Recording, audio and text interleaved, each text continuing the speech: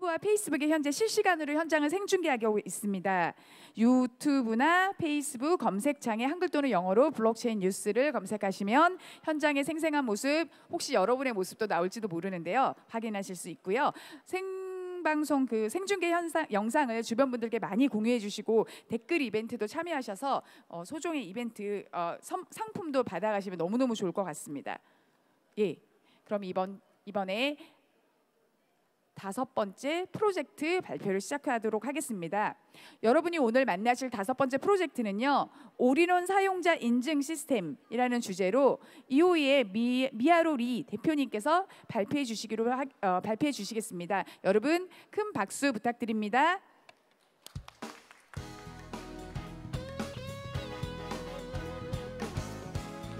네, 아직 정돈이 안 돼서 한 번 더 박수 부탁드립니다.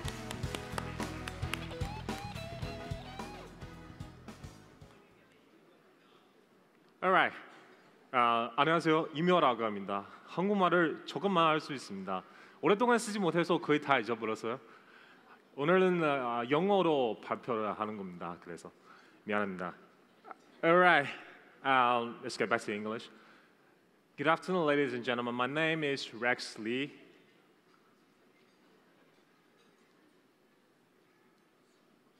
Sorry.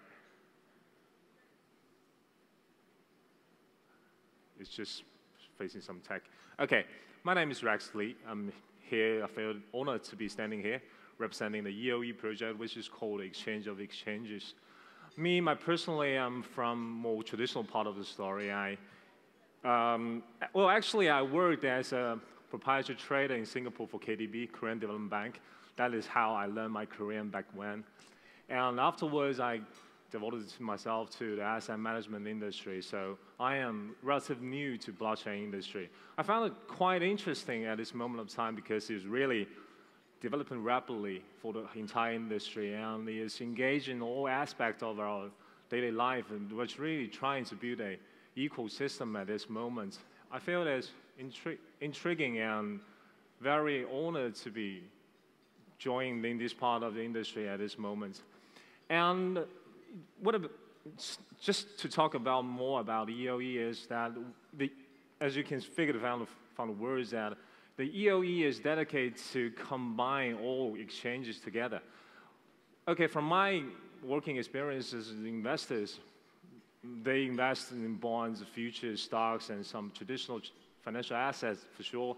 And nowadays, they're really looking at the blockchain and the crypto asset as an asset class. As we can see from the next pages, the bonds, the future stocks, as traditional financial asset classes, they're huge in volume for sure. And right now, the total trading volume of crypto asset and cryptocurrency around the globe, including Bitcoin, Ethereum, and some other cryptocurrencies, are total up to around 6 billion US a year. That's the true figures we have set all other some robot trading aside is 6 billion. It is huge and it is big enough to be ignored as an asset class. It is just too big to be ignored anymore. So a lot of our investors, a lot of our clients are really looking at cryptocurrency and crypto asset and as an asset class. They're not going to put all their money in this asset class, but they're trying to set a part of their entire asset and trying to gain some exposure and positions in this. So we're thinking that we are going to build up, we're dedicated to be a platform, one-stop platform, which allows investors to just invest all kinds of instruments, all kinds of assets, just with one account. We're going to combine our traditional financial parts.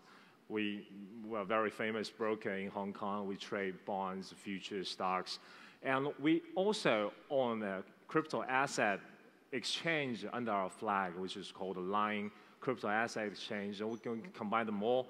And we're going to find some other partners, such as Hong Kong Stock Exchange and the CME, Cboe, and some other very famous crypto exchanges. We combine them all, which allows enable investors to invest not only traditional financial assets, but also crypto assets with only one account.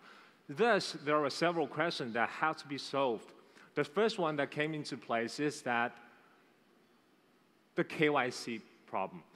in traditional financial industry, the investors need to open account over and over again with different institutions, different exchanges. And the KYC process varies across borders and in different countries, and even in same countries, maybe varies from different jurisdictions. For example, back in China, this is where I come from, the banking system, the insurance companies, and all kinds of brokers, stockbrokers, security brokers, they all require different KYC procedures. It's really time-consuming and very expensive sometimes as well. And we already have our own solution to this problem because we are a full license and broker in Hong Kong, full licensed financial institutions in Hong Kong and Cayman. We have our whole money market license, and we have all the license needed to get this done. So we have already offered one solution on this platform. Investors can just open account with maybe one of our Cayman entity, and you do KYC once, and you can trade all the assets you need from the exchanges and institutions connected to us. Also, at the same time, we are open to some other solutions based on blockchain technology. Right now, we're building we're really building a line that we can building a chain that connect all the institutions and all the investors at the same time. The investors do need to upload maybe the real actual material, or maybe the material that after hashed. The investors just need to upload the material and all the information once, and the institutions and exchanges, they can just hash the investors' KYC information from our chain once. So the investors and the institutions that are connected on the chain, the KYC process can be really simple at this point. And since I'm relatively new to the blockchain industry, I did quite some research and quite some thinking about how the blockchain is going to reshape our world. After thinking, maybe it's too shallow, I figured that the blockchain technology really changing is only one thing. It's about the mechanism of trust. It really helps all kinds of participants in our ecosystem, in our economy, to trust each other with lower costs and with more efficiency. Other than that, maybe the blockchain technology can provide some efficiency and provide some convenience, but it's not revolutionary. But the trust side is really, we really have to consider that the trust is a major part of the blockchain technology. So the KYC, and after that, it's about the interface and trading ledger. We all recall that we invested in some instrument that issued by banks or by some other brokers and some other institutions, but we don't really have the interface to see them at the same time. That is because maybe the banks and the broker, we all have our exchanges and our assets separated in different institutions, but this problem this issue can definitely be solved with our EOE program. And we can since we can do the KYC at one time, and we can ensure that your account can trade all the asset classes, and you trade all the assets you need just with one account. To be honest, there are several accounts under your account, but it's just one account. And with this, you can access to positions, all kinds of positions of all kinds of assets in one interface. And we keep the ledger based on blockchain technology with all the institutions, and that entirely keep your assets safe and the position inaccessible to the others. And the third part is about,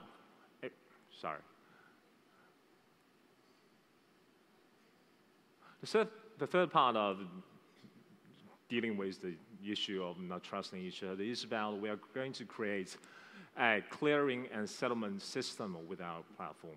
At this moment of time, we're considering launching a token which enables investors to lower the exchange fees on the platform. And we're considering a whole new model that investors can do the purchase of assets with the token itself. It's still in the very beginning of the concept, but because it's have to deal with some regulatory issues and jurisdiction issues across different, and sometimes it even engage with the capital outflow and inflow cross borders. So we have to do, we are currently doing a lot of talks with jurisdiction or authorization parties and regulators at this moment of time. It still takes some time to get this realized. But consider that you can purchase bonds, futures, and all kinds of traditional financial assets with a token. And across the globe, that is something you have to be aware of. And since we are going to build also, at the same time, we're going to build a clearing and settlement system within our platform, and based on blockchain technology, is completely trustworthy, I'll say the word. Because we can't say the ledger is completely inaccessible by the others, but it's trustworthy because it's based on the technology that is meant to solve the problems of the issues of trust. And we have already found an angel investor, which is Lion Financial Group, which is a very famous full license group in Hong Kong and Cayman. And the Lion Financial will provide a EOE project with all the users they already have. So basically, at this moment of time, we have around 300,000 users at this time. And the user base is really expanding rapidly because we have been in this financial sector, in this industry for quite a long time. We have established quite a good relationship with other institutions. They are intrigued. To be honest, they are intrigued even at our first phase of the KYC problems solved. Because the KYC issue has been haunted the industry for quite a long time. It's not only a problem for the investors, but it is also a problem that has to be faced by the institutions. They are really intriguing about it. So we are doing some user sharing program, and the user number is really boosting at this time. And this is the very simple estimation of it. To talk about our core team and actually investing in such a new startup is really investing in the people itself. Jojo is the CEO. You can see from his biograph that he's very experienced in this technology. He has already been the CEO of Line Crypto Exchange at this moment, and very experienced and very reputable personnel. Also, we can find Simon Zhu and Leo Li. They're very experienced in both the traditional financial aspect and real economic manufacturing. For example, Leo Li is one of the major, the CFO of one of the major manufacturer in China, which is called Little Swan. Maybe one of the guys maybe have heard it. And Simon Zhou is our CTO. He's in charge of the trading system build-up, which has been used by almost 80% of our security companies and insurance companies in China.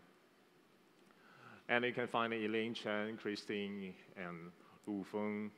We have also established our European joint point at this time. Glenn Ward is a very reputable investor in England, and he's really helping us to find some investors and build up some partnership with the local companies and local partners in England. And Andrew Riddle is also very famous in Europe. And Lionel Wang, he's the head of Lion Financial Group. And Bing Li is one of the professors which will provide us with some academic support. And Frank Wu, he's based in Hangzhou. He has his own blockchain team, consists of 50 people at this time. And you can see that that's me myself. Actually, I'm working as an independent director for the EOE project. So sometimes I feel it is my duty to put a break and to tell them about the industry. We are all from the traditional financial part of the story, so we are experienced in the traditional parts. And we think that the trading and investing in crypto assets is really going to be aligned the trading and investing in traditional financial assets in the future. Not as we got to say that the investing in crypto assets is quite different from the traditional parts. It's a little bit crazy and it's less regulated. But in the future, we believe it will be regulated and be self-disciplined. And I think that's all. Thank you.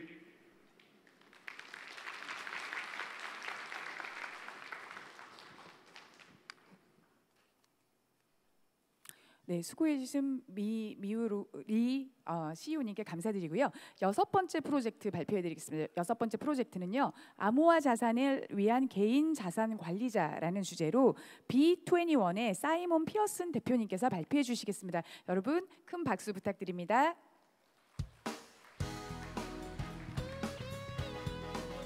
Hi everybody. Is the mic working? Hi everybody, my name's Simon Pearson. I'm CEO of B21, based in this lovely place called Gibraltar. What a fantastic venue, an extremely large room, and a real pleasure to be in Korea for the second time. So what is B21? This is a teaser.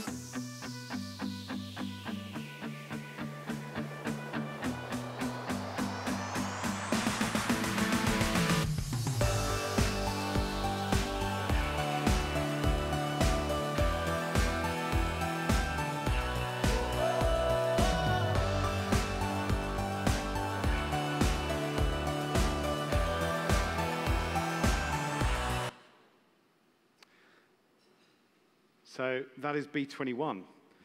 What are we doing? We're building the world's largest crypto asset investing community and becoming the first tokenized, regulated entity that enables the mass market to invest into crypto. Now, the distinguishing factor is investment rather than trading, which I'll come to. All denominated into the simple local currencies around the world, and all based on one user application, which you'll no doubt see quite a few times through the presentation, and supporting goals-based investing, which is something that developed as a result of the last recession we're in. What's happened in the market? Well, for those of you who own multiple coins and probably multiple exchange accounts, you'll probably understand this, conundrum that we have. The current investment market or trading market is dominated by tech-savvy individuals, high net worths, risk takers. It's highly centralized, so there's a very small bandwidth of investors that exists in the world today, and we want to decentralize that investment. There's no mass market adoption at all, and for that, there is a massive potential opportunity that exists. There's a distinct lack of awareness and education of what people are investing into. There's a lot of FOMO, which is the fear of missing out, and also a herd mentality for investing. I hear some real horror stories. Some of the investments seem too risky. Holding private keys is a riskier element to investing. People think the tech analysis or the tech way that this market is driven at the moment is actually quite insane. And there's a lack of investment tools in local currencies. Some of that is driven by the lack of regulation currently. Some of it is driven by some of the banking communities. And as I say, there's a lack of regulated and trusted service providers. B21 is going to change all of that. How? We have 3 pillars to success. Simple application based on mobile, targeted at the mass market. People not needing to understand tech jargon. Investments all into one currency, denominated into the currency normally people think in. Regulated. I've actually been working myself on our regulatory application that starts in Gibraltar. We have multiple licenses that we're aiming to seek, and we submitted our regulatory application first thing this morning, which was London time last night, or Gibraltar time last night. It's taken quite a lot of effort, and we expect to be regulated in a couple of months. We start with education. I've mentioned education already. There's a lot of investors that are uneducated as to what they're investing into. The market is driven, ICO market certainly is driven by startups. Startups predominantly fail. Their business models are all based around execution and the management teams that you're investing into. There's quite a dominant role or predominant problem with the world. There are a lot of scams, and there are a lot of products that either lack liquidity for the token that people are buying into, which is very different to the equity of the company, or the companies fizzle out because they have no real execution plan. As I say already, we're trying to remove all forms of technical jargon, making it as simple as possible. Anyone who's seen the demo that I've got with me will understand it is very simple. We're trying to provide the full custodial service. Our regulatory license in Gibraltar allows us to hold private keys, allows us to safe custody people's assets. It also allows us to offer investment advice, and that's something that we're going to build out into the platform. I'll come to that in a bit. Supporting automated recurring investments. I've had this debate multiple times with people. The idea is to allow people to set up a debit card or a bank account to regularly invest on a monthly basis. Obviously, customer support comes into it. This is just a little diagram as to the flow of our product. It's very simple. You start with a registration. You then do some KYC, as you would do with any exchange. You then basically open the app and you start investing. It's basically very simple. What's the differentiating factor? I started with this. If you own multiple coins or you own a portfolio, you generally speaking have more than one exchange account. That becomes very cumbersome. If you were to start with the 4 coins when we first did this analysis on our platform, you would have to own 3 exchange accounts. You would have to do, therefore, 3 KYC processes, have 3 passwords. If you had a private key, you'd probably want to own that in a Mu wallet if you were being secure. How we differentiate from that, we basically have one platform, one KYC process, one password, bit of 2FA included, and basically one app, one URL, one face, one screen. There's no way of explaining that multiple screens and trying to add them all together. This is the target market. The statistics on this and the figures come from an Ernst & Young report at the end of last year. The high net worth market has a net investable asset of around 60-something trillion. Our target market is the mass affluent market, which is the market above, or just below, rather, the high net worth market, and has a net investable asset base of around 100 trillion. That's possible investments. We see the market as huge globally. We have a global expansion plan and a very particular roadmap. What we're trying to do is to offer a transparent process of what we're trying to do at the moment. There's a little bit of on our platform. The platform's almost operational. We have a usable prototype. We are currently onboarded with an automated KYC provider called Trio. That is already embedded into all of our platform. We have onboarded with 6 exchanges now to allow our platform to operate and buy and sell tokens. I'll come to a little bit about exchanges in a bit.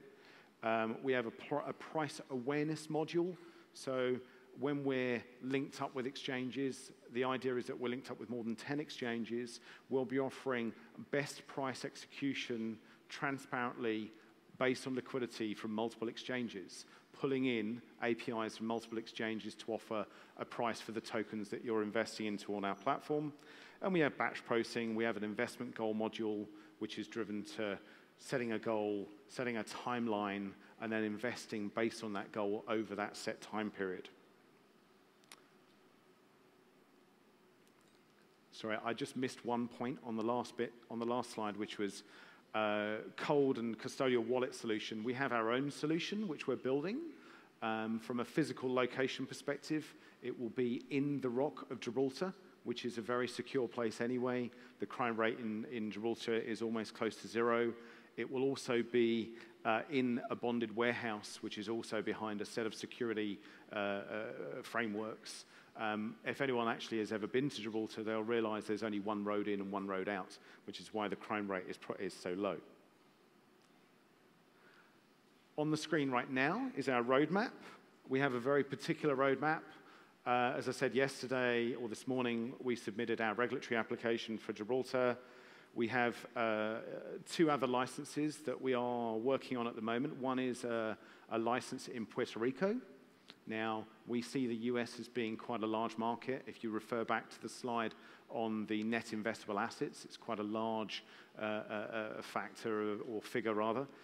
The Puerto Rico license, because Puerto Rico is a Commonwealth country of the US, it allows us access into the US under their US affiliate membership program. We would then need state MSP licenses, anyone who understands how the US operates from a regulatory perspective, and we're looking at a white labeling service for that.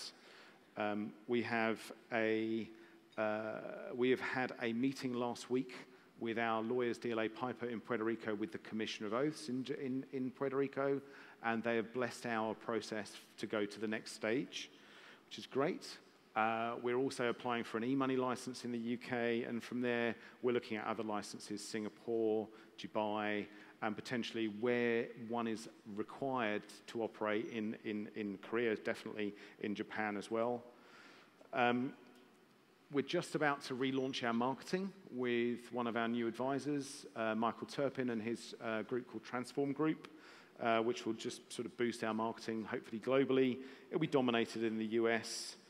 And then for those who can see, we're currently in our sale. We're developing education and training. We expect to launch our full MVP sometime in July, just prior to our operating license is issued in Gibraltar. The next slide is about our strategic roadmap, which I've just been referring to. Regulatory licenses are key to our success. Unlike some other businesses who operate in the current crypto space, we want to be regulated. We want people to trust what we're doing, and we want to have the governance of a regulator. We expect to be regulated in a similar way to any other financial services businesses that you see in the world today. Our market expansion is driven from Europe to start with. Asia, Middle East, Americas is obviously on the roadmap. B21 will operate a few different parts of its platform. We will start with self-selected coins only. There are 4 or 5 coins that we'll start with. They're in our material if anyone wants to look at it. The idea is to build out the number of coins from there. We will also offer some form of fund on the B21 platform. This will either be by tokenizing other funds that we see that are doing very well. So that means creating a fund for a private fund that exists already, bringing it on our platform to invest. I'll come to the big picture message in relation to that after. Providing robo-advisory. There's a very dominant culture, certainly driven out of the US, that provides the class of market that we're targeting with some form of robo-advisory type platform where it's part automated, part manual intervention. Someone can invest very simply, and it's based on a set of research and advice that we're building out.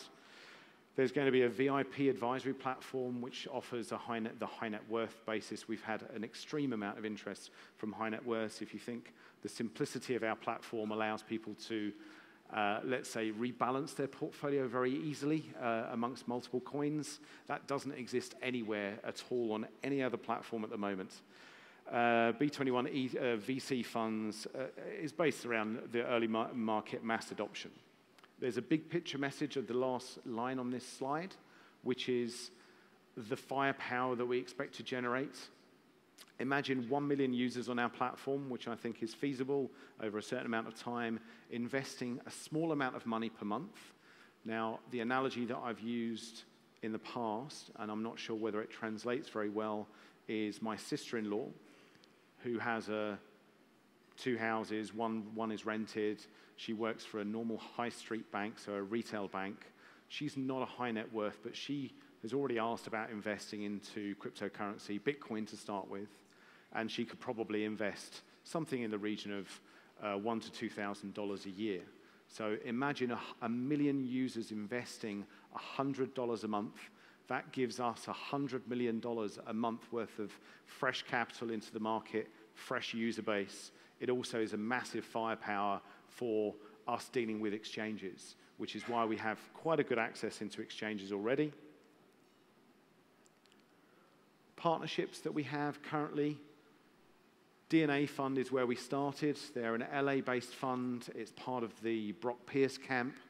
I'll refer to our seed owner. We raised $1 million worth of seed money just over 6 months ago. The seed investor is a gentleman from Block 1 Capital and has quite a strong relationship with senior industry leaders, including the DNA Fund and Brock Pierce. We'll come to that in a second. TokenGet is where we're launching our platform. They're doing our current KYC automated process. Islas is the lead law firm in Gibraltar. You'll see on our advisory panel we have their lead partner. Islas is the firm that lobbied government in Gibraltar over the last 2 or 3 years to change regulation and legislation there. Transform Group, as I've mentioned already, we're just about to launch our reinstated marketing plan with Transform. Hosho, top end of the market, smart contract auditing. CoinFirm, also doing part of our deep dive process for EDD, which is part of the KYC process from an automated perspective. They're also another Gibraltar-based launch platform. Trio, I've already mentioned, they're back-end into our platform from a regular KYC from when you're registering. DLA Piper is our lawyer in Puerto Rico. Bitfinex, Kraken, BlockX, OKCoin, we're already onboarded with all 4 of them. BlockX, if you go to our website or any material, you'll see BlockX have announced a press release with us during last week where we have a primary listing of our token. So you can already go to an exchange and buy our token before, well, actually not yet, but when our pre-sale starts. We have a strong relationship with Bitfinex, Kraken, and OKCoin, predominantly based around our seed investor and sort of relationships that we've developed over the last few months. The next slide I don't have on my little block 1 thing here. So this is more about the execution in terms of how we expect to execute our model. We have a great team, and I'll go to the team in a second. They comprise of myself. I'm sort of 15 years in investment banking. I've run, developed, created financial services businesses. I sold one a few years ago. I have I'm still an LP, which is a limited partner in 2 regulated entities in the UK. They collectively have over £2 billion under management. My 2 other business partners on the product side, not the tech side, come from a company called Wavecrest. One of them has already done exactly the same thing as me, created from scratch a startup, sold it over a period of time. They both come from the payment services provider space. Our CTO, and you'll see the gentleman on the next slide, has also been involved in multiple projects. His last project was a company called Whip It, which had over 1 million users. Block 1 I've already mentioned, which is why you'll find EOS on our platform. I'll remind anyone who owns EOS right now that you must re-register your EOS token in the next 2 days before it gets the RC20 token gets locked. DNA I've already mentioned. The team, Miles on the left-hand side, I've already referred to. He has a great entrepreneurial expertise. As I said already, he's already created and run and sold a business. Nitin also worked for a company called Wavecrest, which was the largest credit card acquiring company in Europe for crypto. They had over 1 million cards issued. He was the senior guy in their marketing group, created some of their marketing plans, scaled them, even won an award for marketing, one of those plans that he created. I've already talked about myself. I'm on the right. CTO is on the left. He's one of the co-founders. He's the gentleman who worked from Whip It. Ria is our content marketing manager. Larry is one of the senior tech guys. He's in charge of a number of different things on our platform. Alex has worked for me and with my old group. He was one of my old COOs in the investment fund that I managed. And Gul's recently come on board as one of the account managers. The team at the bottom are all part of Nitin's team, really. They're part of the content manager, community management, and also we have internal and in-house graphics and design. Well, the support is unfounded, really, for our little business. Brock Pierce on the left, I think most people would understand and know who he is. Joey, I've already referred to. Samson Lee, we've brought on recently. He's the reason why we're here today. or some of it. Krista Rose is actually Brock Pierce's wife. She loved our project when we pitched it in LA. Michael Turpin, again, one of the senior industry leaders. He's the guy who is revamping our current marketing efforts. Token, very similar to Binance. It has a referral rewards. If you own our token, it allows you to vote. Voting on our community platform allows you to basically bring new tokens onto our platform. There's a VIP element, a section to it as well. And that is about up in terms of time. Thank you, everyone.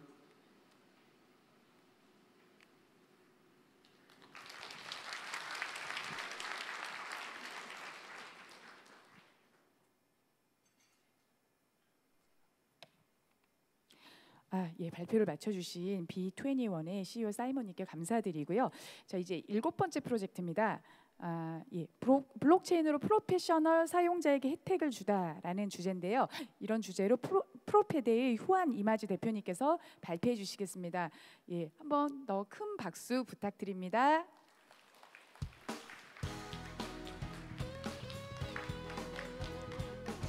Hello, everybody.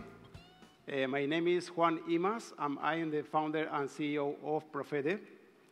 And today, I am very glad to be here because when I started my first startup in the online industry on the internet, it was 1996, and it was with Korean partners.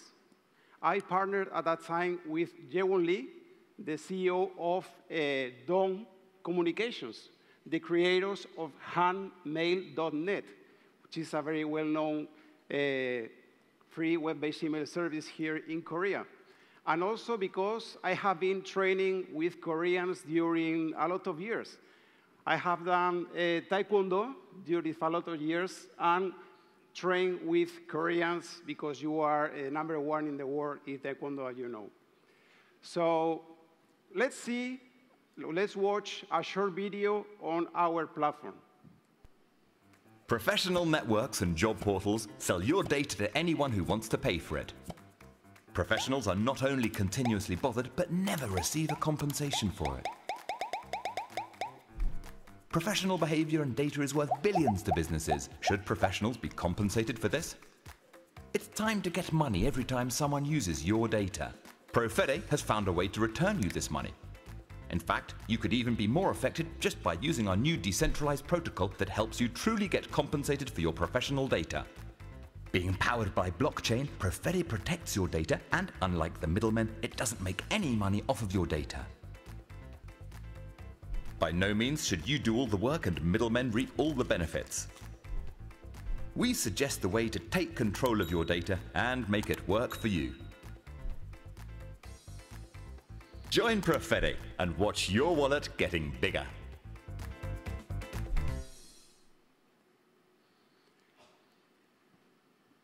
So we believe that blockchain is going to disrupt a lot of industries, a lot of sectors, and a lot of businesses. And among them, blockchain is going to disrupt the current professional ecosystem. So what are we doing? We are creating, with blockchain, a new kind of professional ecosystem. We are creating a marketplace of professionals. Let's analyze a little bit the current professional ecosystem. There are 3 very well-identified players. The first are professionals, we as professionals, users of a professional social network like LinkedIn, which is the biggest in the world. So, second player are businesses. Businesses that want to reach professionals for recruiting or selling purposes. They want to sell a product or a service to professionals. And as a third player, we have the professional communities, the apps, the applications, the verticals, which are companies and online properties that usually have a professional user base. So let's see what is happening with them today. First of all, professionals. We, all of us, are professionals. What's happening with us? Well, we don't have control on our data. Big centralized platforms like LinkedIn sell our data constantly to third parties. So we don't have data privacy and we don't have control on our data. Second, we professionals are not compensated at all. We don't receive any compensation anytime a business reaches us, anytime a business contacts us. The second player are the businesses. The businesses are usually obliged to buy large packages to companies like LinkedIn. They feel they are overpaying. They purchase easily packages for $60,000 a year, $100,000, $200,000, and they feel they are overpaying. And second, professionals have difficulties to reach qualified professionals. Why? Because qualified professionals receive too many messages and even they don't read them because they are not relevant. And third, verticals, applications, and professional communities. The companies that usually have a professional user base, they struggle to create value, to add value on top of these big centralized structures as LinkedIn. So what are we doing? We are redistributing the revenues of this ecosystem. We are making a different kind of professional marketplace. So what's the solution for all these problems? The solution is creating a blockchain-based marketplace of professionals. Let's see what is going to happen, what is happening in our ecosystem. The first, professionals, we have control on our data. Very important, data privacy. Control on our data is not being sold, will not be sold for third parties like LinkedIn. So second, and more important, we will be compensated, fairly compensated, every time a business or a contacting party wants to reach us for recruitment or selling purposes. And this is very nice to say because we will be always feel fairly compensated because we will set up our own price in tokens. Depending on how accessible you want to be as professional, you will set up your own price. And you will sell the access to your own data. Second, businesses. Businesses will save time and will save money because they will pay only per result. Businesses will pay your price in tokens, the price you have set up in tokens, every time they get a response from you. So they will be saving time and they will be saving money. And third, the applications and verticals, the professional communities, will be able to reward their users, will be able to grow their user base for using our token, and very important, they will be creating value on new business models that will be allowed for our professional ecosystem. Well, this is how it works. We have a protocol. A protocol is an horizontal solution. We are not doing a vertical, or we are not doing a decentralized application. We are doing a protocol that will have hundreds or thousands of different applications, verticals, and professional communities working with it. And on top of that, the professional user base, the professionals, billions of professional users in the world.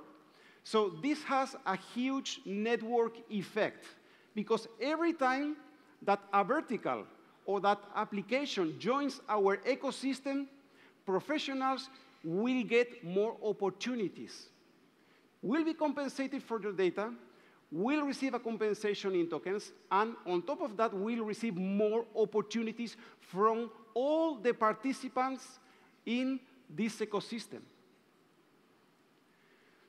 Well, this protocol can be applied to dozens of different sectors and dozens of different businesses. Like, for example, the first, which accounts for over $547 billion the past year, recruitment. Do you know how many or how much money we professionals have we made out of those $547 billion the past year? How much have we got? Nothing. Nothing. All this huge amount of money stays in big centralized companies like LinkedIn. So it's time for us to make money and to have control on our data. It can be applied also to job search, can be applied to professional services, can be applied to influencer marketing, business to business. Every time somebody wants to reach a professional, this ecosystem works. And there are tons of different kind of applications. Let me introduce you a little bit our team. We have been in the online industry during the last 22 years.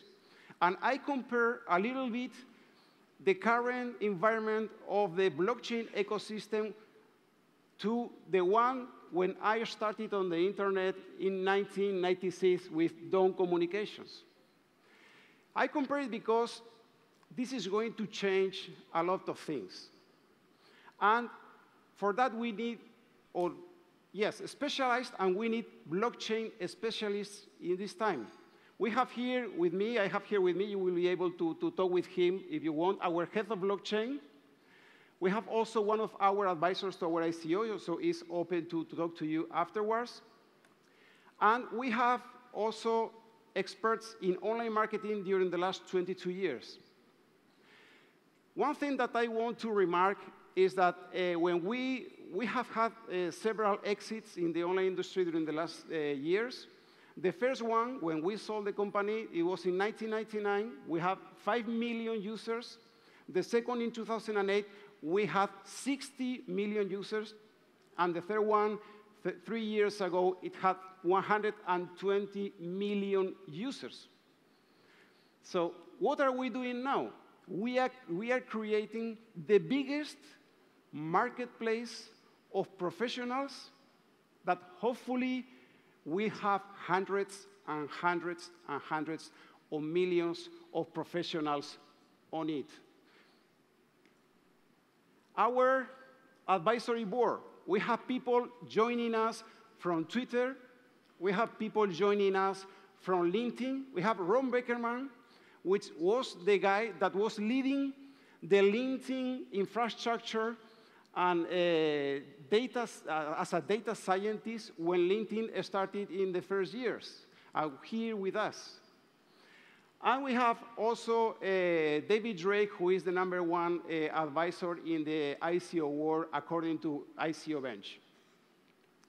We have already signed several agreements with several companies. One of them that already has 12 million registered users, professional registered users, and over 100,000 small and medium-sized businesses. So these guys are ready to adopt our platform as soon as it is released. So this for us means immediate market adoption. 12 million people, 100,000 businesses wanted to use our token. Second, we have signed with TMP Worldwide. TMP Worldwide is the #1 company in talent acquisition technologies in the world. They have over 2,000 employees also willing to use our token. And other so many companies that are joining our ecosystem. And remember the network effect. As much they join, we are stronger and our ecosystem gets bigger. So one of the things I want to mention, because almost you or all of you are investors in ICOs, is the liquidity. We have a 3-step roadmap to provide liquidity to our token. The first is that we are going to list our token in the small and decentralized exchanges. We have 3 of them already. Second, we are going to list our token in a liquidity provider like Switchchain that we have already signed the agreement and paid the fees. And third, we are going to list in one of the top 10 exchanges in the world with market makers, because market making is important. And finally, investment advantages, or why you should, or we would recommend to participate on our ICO. First of all, because the potential is huge. Imagine all the millions of people that want to be compensated for their data, as in a professional ecosystem that rewards them. I don't know anyone that wouldn't like it. All of us professionals would like to participate on an ecosystem like this. Second, liquidity, as I have told you, very important for us. And third, our ICO. We have already raised $3.7 million. We have started the pre-sale a month ago. And as I made in 1996, when I get my first Korean partners, the Dawn Communications, we would like very much to have, at this time, Korean partners as well. So we are very welcome, or we are welcoming Korean investors and also Korean partners, strategic alliances, strategic partners for us here in Korea. So for this event, for this Synco event, and for all of you, I want to announce a 30% bonus on our token purchase. We are going to be here during the next days. We are going to have one-to-one meetings and follow-ups with every one of you that want to talk with us, want to resolve their doubts, or want to know more about our project.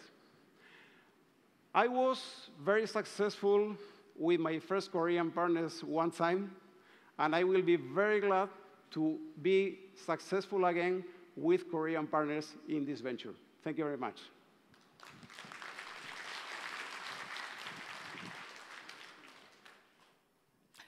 네, 이제 마지막 프로젝트입니다. 마지막 프로젝트는 사실 여러분들이 이제 몇 달 전에만 만나보셨던 프로젝트예요. 근데 이제 그동안에 프로세싱이 어느 정도 진행됐는지 이런 것들에 대한 리포팅을 드릴 예정이고요.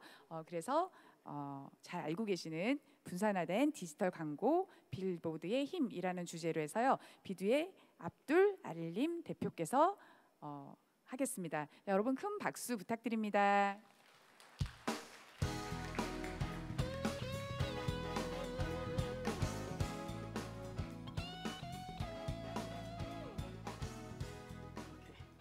안녕하세요.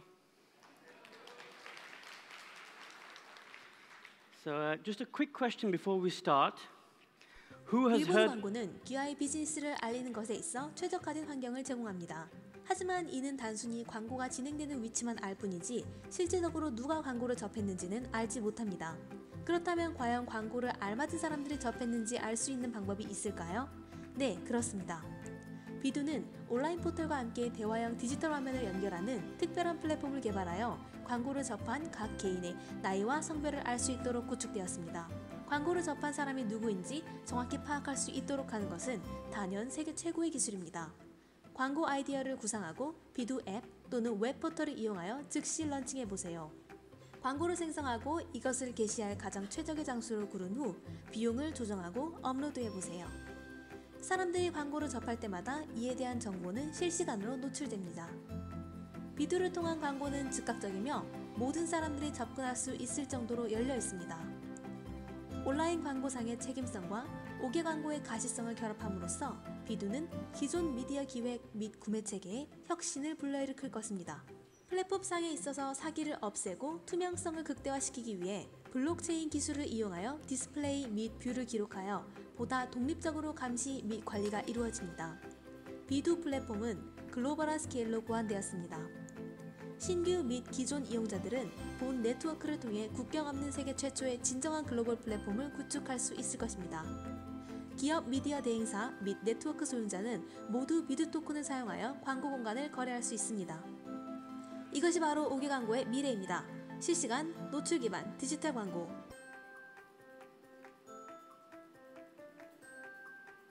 비두.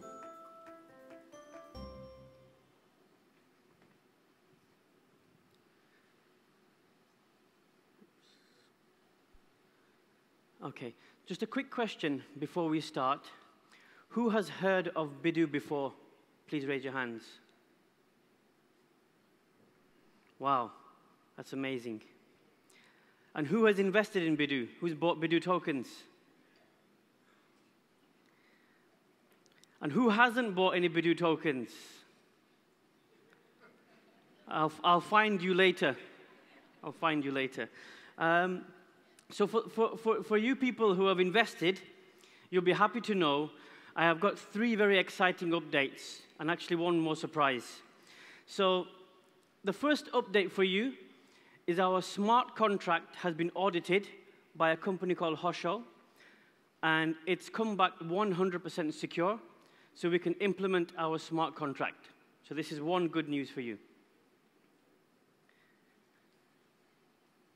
The second good news is we have our first container full of screens, digital screens, that are being delivered to Europe right now. So it's on a ship, making its way slowly to Europe. And these are the screens that are coming. We have 250 shopping centers in Europe where we are installing these screens, and there will be a total of 2,000 screens going live across Europe. And we think it's very, very important that we start a conversation with the exchanges very, very early, because we know that our token holders want us to hit the exchanges as quickly as possible when our ICO ends. So we're already talking to 3 of the biggest exchanges and hoping that by September that we'll be launching into exchanges. But no promises, but I want you to make sure and feel reassured that we are doing the best possible that we can to ensure that we're making progress. And this is the first thing, the surprise for you. We have some great advisors on our team, but it was very, very important for us to find the right kind of advisors.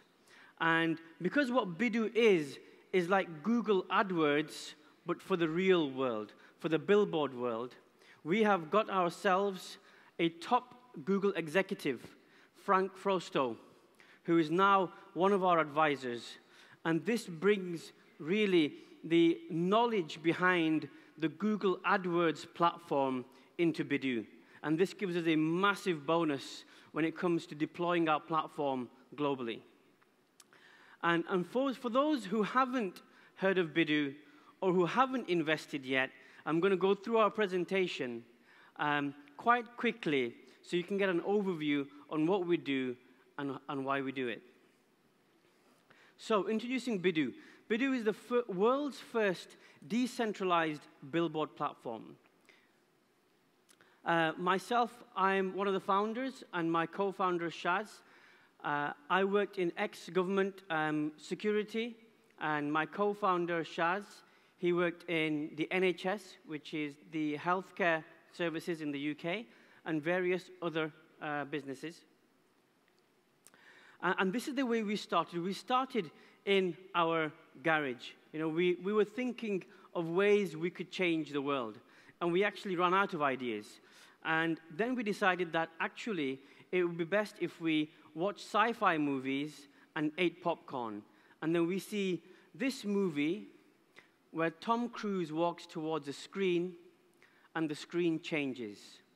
And this is where the idea came from, is how can we have screens change when people are walking towards them, so that the screens serve advertising that is relevant to the people that are walking towards the screen.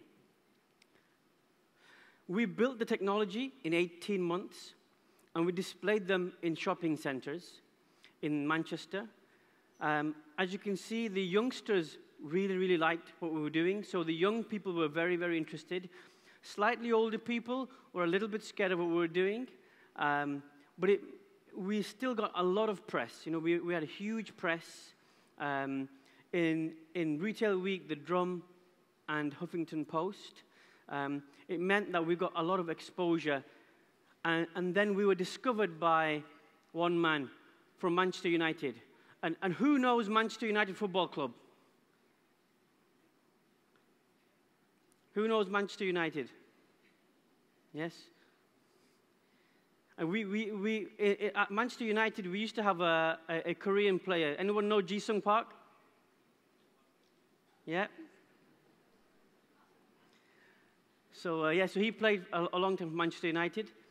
So we got investment from Manchester United Football Club, director Michael Edelson.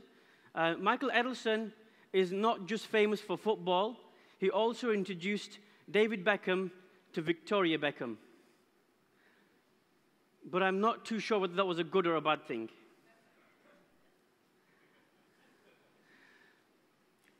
So Michael also helped us catapult our business forward. And we ended up winning lots and lots of awards. And this award that you see here, we won. It was awarded by the Queen. And we now get mentored by the Queen's son. The Queen's son is in the middle there. He's Prince Andrew. So if you want to meet the royal family, please see me after my presentation.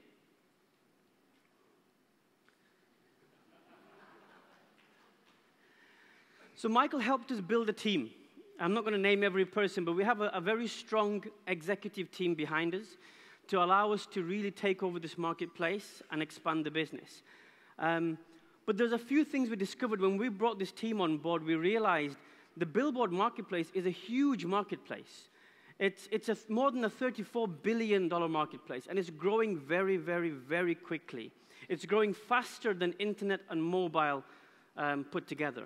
It's growing at more than 25% per year. So it's a very big marketplace. But the problem with the industry is people still have to pick up the phone and make a call to advertise on screens. Whether those screens are in shopping centers or outdoors, it's very slow. And I know, the younger generation don't have any patience. They want to be able to advertise immediately. And they can do so with Google, they can do so with Facebook, they can do so with Twitter. But it's difficult to do this in the outdoor world, in the billboard world. So what we thought is actually, we need to simplify the way we can advertise on these screens. And we found there are two critical questions that every advertiser asks when they advertise on screens. The first one is my advert live? Is it being displayed? And the problem is, nobody knows until you go and check the screen physically. And the second question is, are people seeing it? I'm spending money on advertising. Is anybody seeing my advertising? And with the offline billboard world, again, nobody knows. And with Google, you know. With Facebook, you know. With Twitter, you know. But with billboard advertising, you don't know. So we thought that this is the perfect implementation of the blockchain. So when an ad is displayed on the screen, it writes to the blockchain to tell you that it's been displayed. And when an ad is seen, so the cameras look for eyeballs, and when it sees eyes looking at the screen, it tells you that somebody has also seen your advertising. So you know that for certain that my ad was displayed and my advert was seen. So this is why we built Bidooh, is to bring transparency, to bring fairness into the marketplace, to allow people to advertise and know that their money is being spent in the right way. So Bidooh allows you to buy digital advertising space on billboards using a smartphone, a tablet, or a computer in real time, immediately, in 10-second blocks. And you can advertise right now by going to bidooh.com, and you can advertise in the screens we have in the UK right now. And we actually had 14 visitors from Synco visit us in Manchester. And as we were in the taxi to the shopping center, I took a selfie of us in the taxi. By the time we reached the shopping center, their picture was live on the screen in the shopping center. And this shows how quickly we can have an advert go live in the shopping centers. So we have already built the website application, which is live at the moment and can be used. And we have already made the first version of the iPhone and the iPad application with the Android application in the pipeline. And I'm going to show you how simple it is right now to make an advert. And it's just 3 simple steps that you have to follow. The first one is you build an advert. So you can either use one of our templates, or you can upload an advert that you made before. So you can maybe use Photoshop to make it, or you can use our platform to make the advert. Once you've uploaded your advert, you then just choose a location. Where do you want this advert to go live? So whether it's here in Korea, whether it's you want to go in live in London or anywhere in Europe, you can choose the location. And you can also see the price for every 10 seconds that your advert will be displayed. All our advertising starts at just 1 penny, which is about 1.4 cents. So it's very, very cheap for 10 seconds of advertising space. Once you have chosen the location, you then set how much you would like to spend per day. So just like Google, just like Facebook, you can set how much you want to spend per day. That could be a few cents per day, or it can be $1, it can be 10, it can be 100. There is no lower or upper limits. You can spend whatever you want to. And when you've chosen how much you want to spend, it then shows you exactly how many times your advert will be displayed on those screens. So it's a very, very easy way to advertise. And what it's doing is taking the way you normally advertise online to the offline world. So it's simplifying this mode, which means that any small business can see one of our screens and say, actually, I want to advertise right now on this screen, and within a few minutes, they can be live on that screen with their advertising. When they hit submit, the advert doesn't go live immediately. We have to check to make sure that the photographs in the advert are suitable for public viewing, but also there are no spelling mistakes. So we have someone check every single advert. It takes around 10 seconds to check. Once they hit the approve button, the advert then goes live. So within a minute, your advert will go live on the screens that you have selected. If there is something wrong with your advert, then we will click the reject button, and then we'll tell you what is wrong with the advert and that you need to change it. And once you've changed it, it goes back to being approved again. So we check it again. So every time you change your advert, we check it, because we can't afford to have an advert display in public which is not suitable for public viewing. But this process is very, very quick and takes less than 10 seconds to do. And once your advert, when we hit the approve button, your advert goes live. And whether that's a small screen or it's a big screen the size of a building, your creative, your advert is changed to fit those screens automatically. Whether they're portrait, tall screens, or they're landscape, wide screens, the advertising is automatically adjusted to fit both those screens automatically. So you don't have to be a graphic designer. You don't have to be good with graphics. As long as you choose your imagery and you set your text, all the rest of it is done for you. And you can watch as people are seeing your advert and your ads are being displayed in real time. So as your ads are being shown, the platform updates to tell you exactly how many times your advert was shown. So you can manage everything from here. And in the background, each screen has a little camera at the top which counts the number of people seeing your advert. But what you can also see isn't just the number of people, but the age and the gender of those people. So you know whether they're male or female, whether they're young or old, and you're able to see how many people from each demographic, each gender, and each age group have seen your advertising. So you know whether you should increase your budget and spend more on advertising, or you should spend less on advertising. And because there are no contracts, it means you have the freedom to choose. And we think that all business owners should have the freedom to choose how much they spend on advertising without being tied into a long-term contract. So this is about how you can easily spend and reduce and decrease your spend anytime.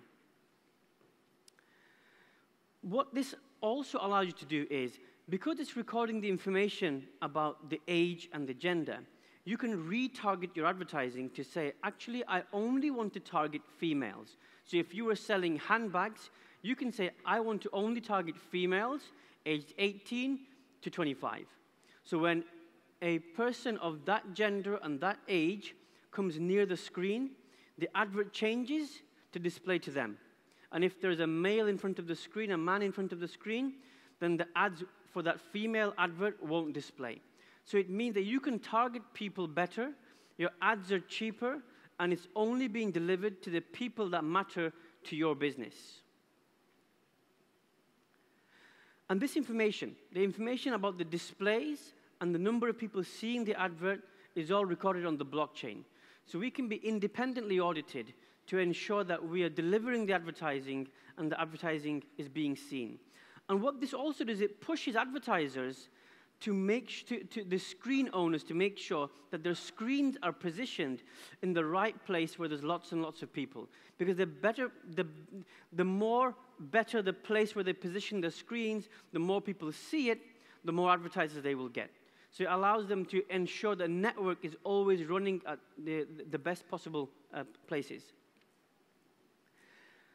And everything can be managed online. So whether it's signing up for an account, you don't need our permission to sign up for an account. When you finish advertising, you will receive a bill for the account and you can pay. So the platform is live in the UK, and each screen makes around $2,000 per month. And each screen costs $2,000 to install. So the screens, pretty much after the first month, are profitable. So it means that we can deploy as many screens as we want to in shopping centers, knowing that every time we install a screen and we spend $2,000, that we're going to be making $2,000 a month. And the idea is, with the Bidooh token, you'll be able to pay for advertising for one 10-second advertising space with one token.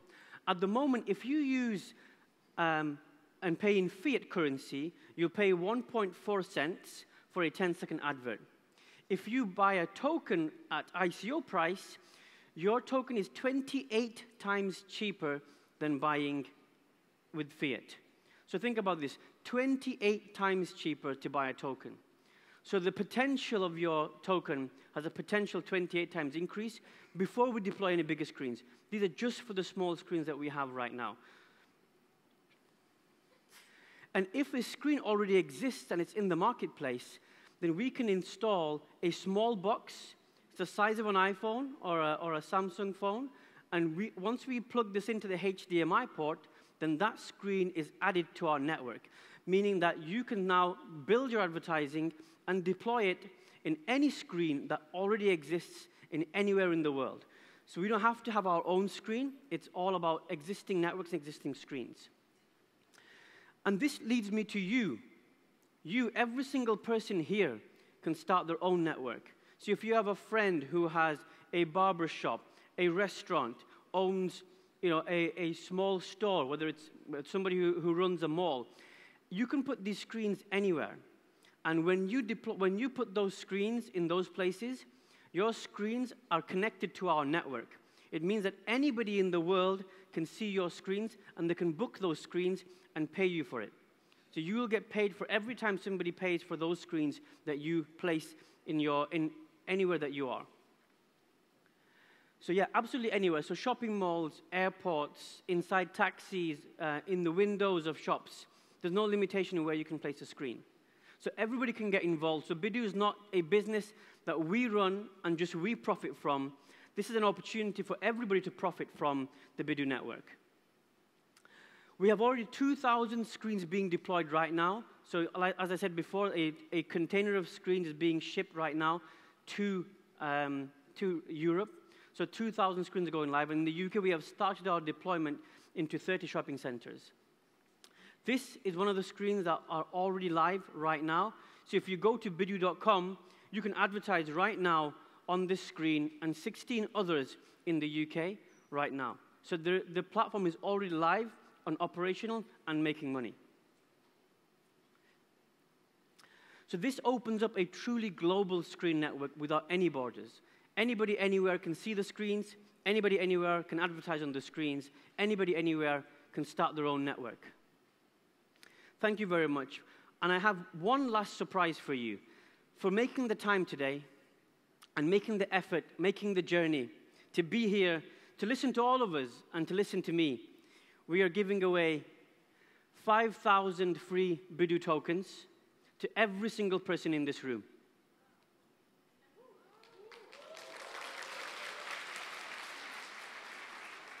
So visit the URL bidooh.io/ICO crowd. I would highly recommend you take a picture right now before it goes. And if you sign up, the form is in English and Korean.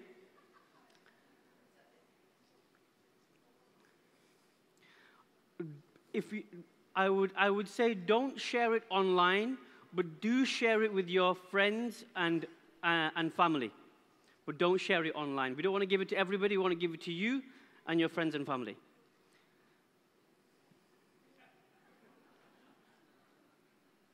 Okay. Thank you very much.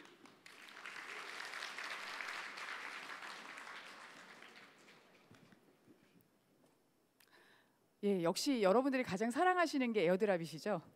예, 오늘 행사 마지막에 패널 토론 끝나고 난 뒤에 저희 이제 싱코 토큰 만싱코씩 20분한테 드리는 그런 행사가 있으니까 끝까지 잘 들어주시는 분들 그 어디 있으시냐면 그 이름표 보시면은 이름표 오른쪽 상단에 보면은 번호가 있어요. 4자리.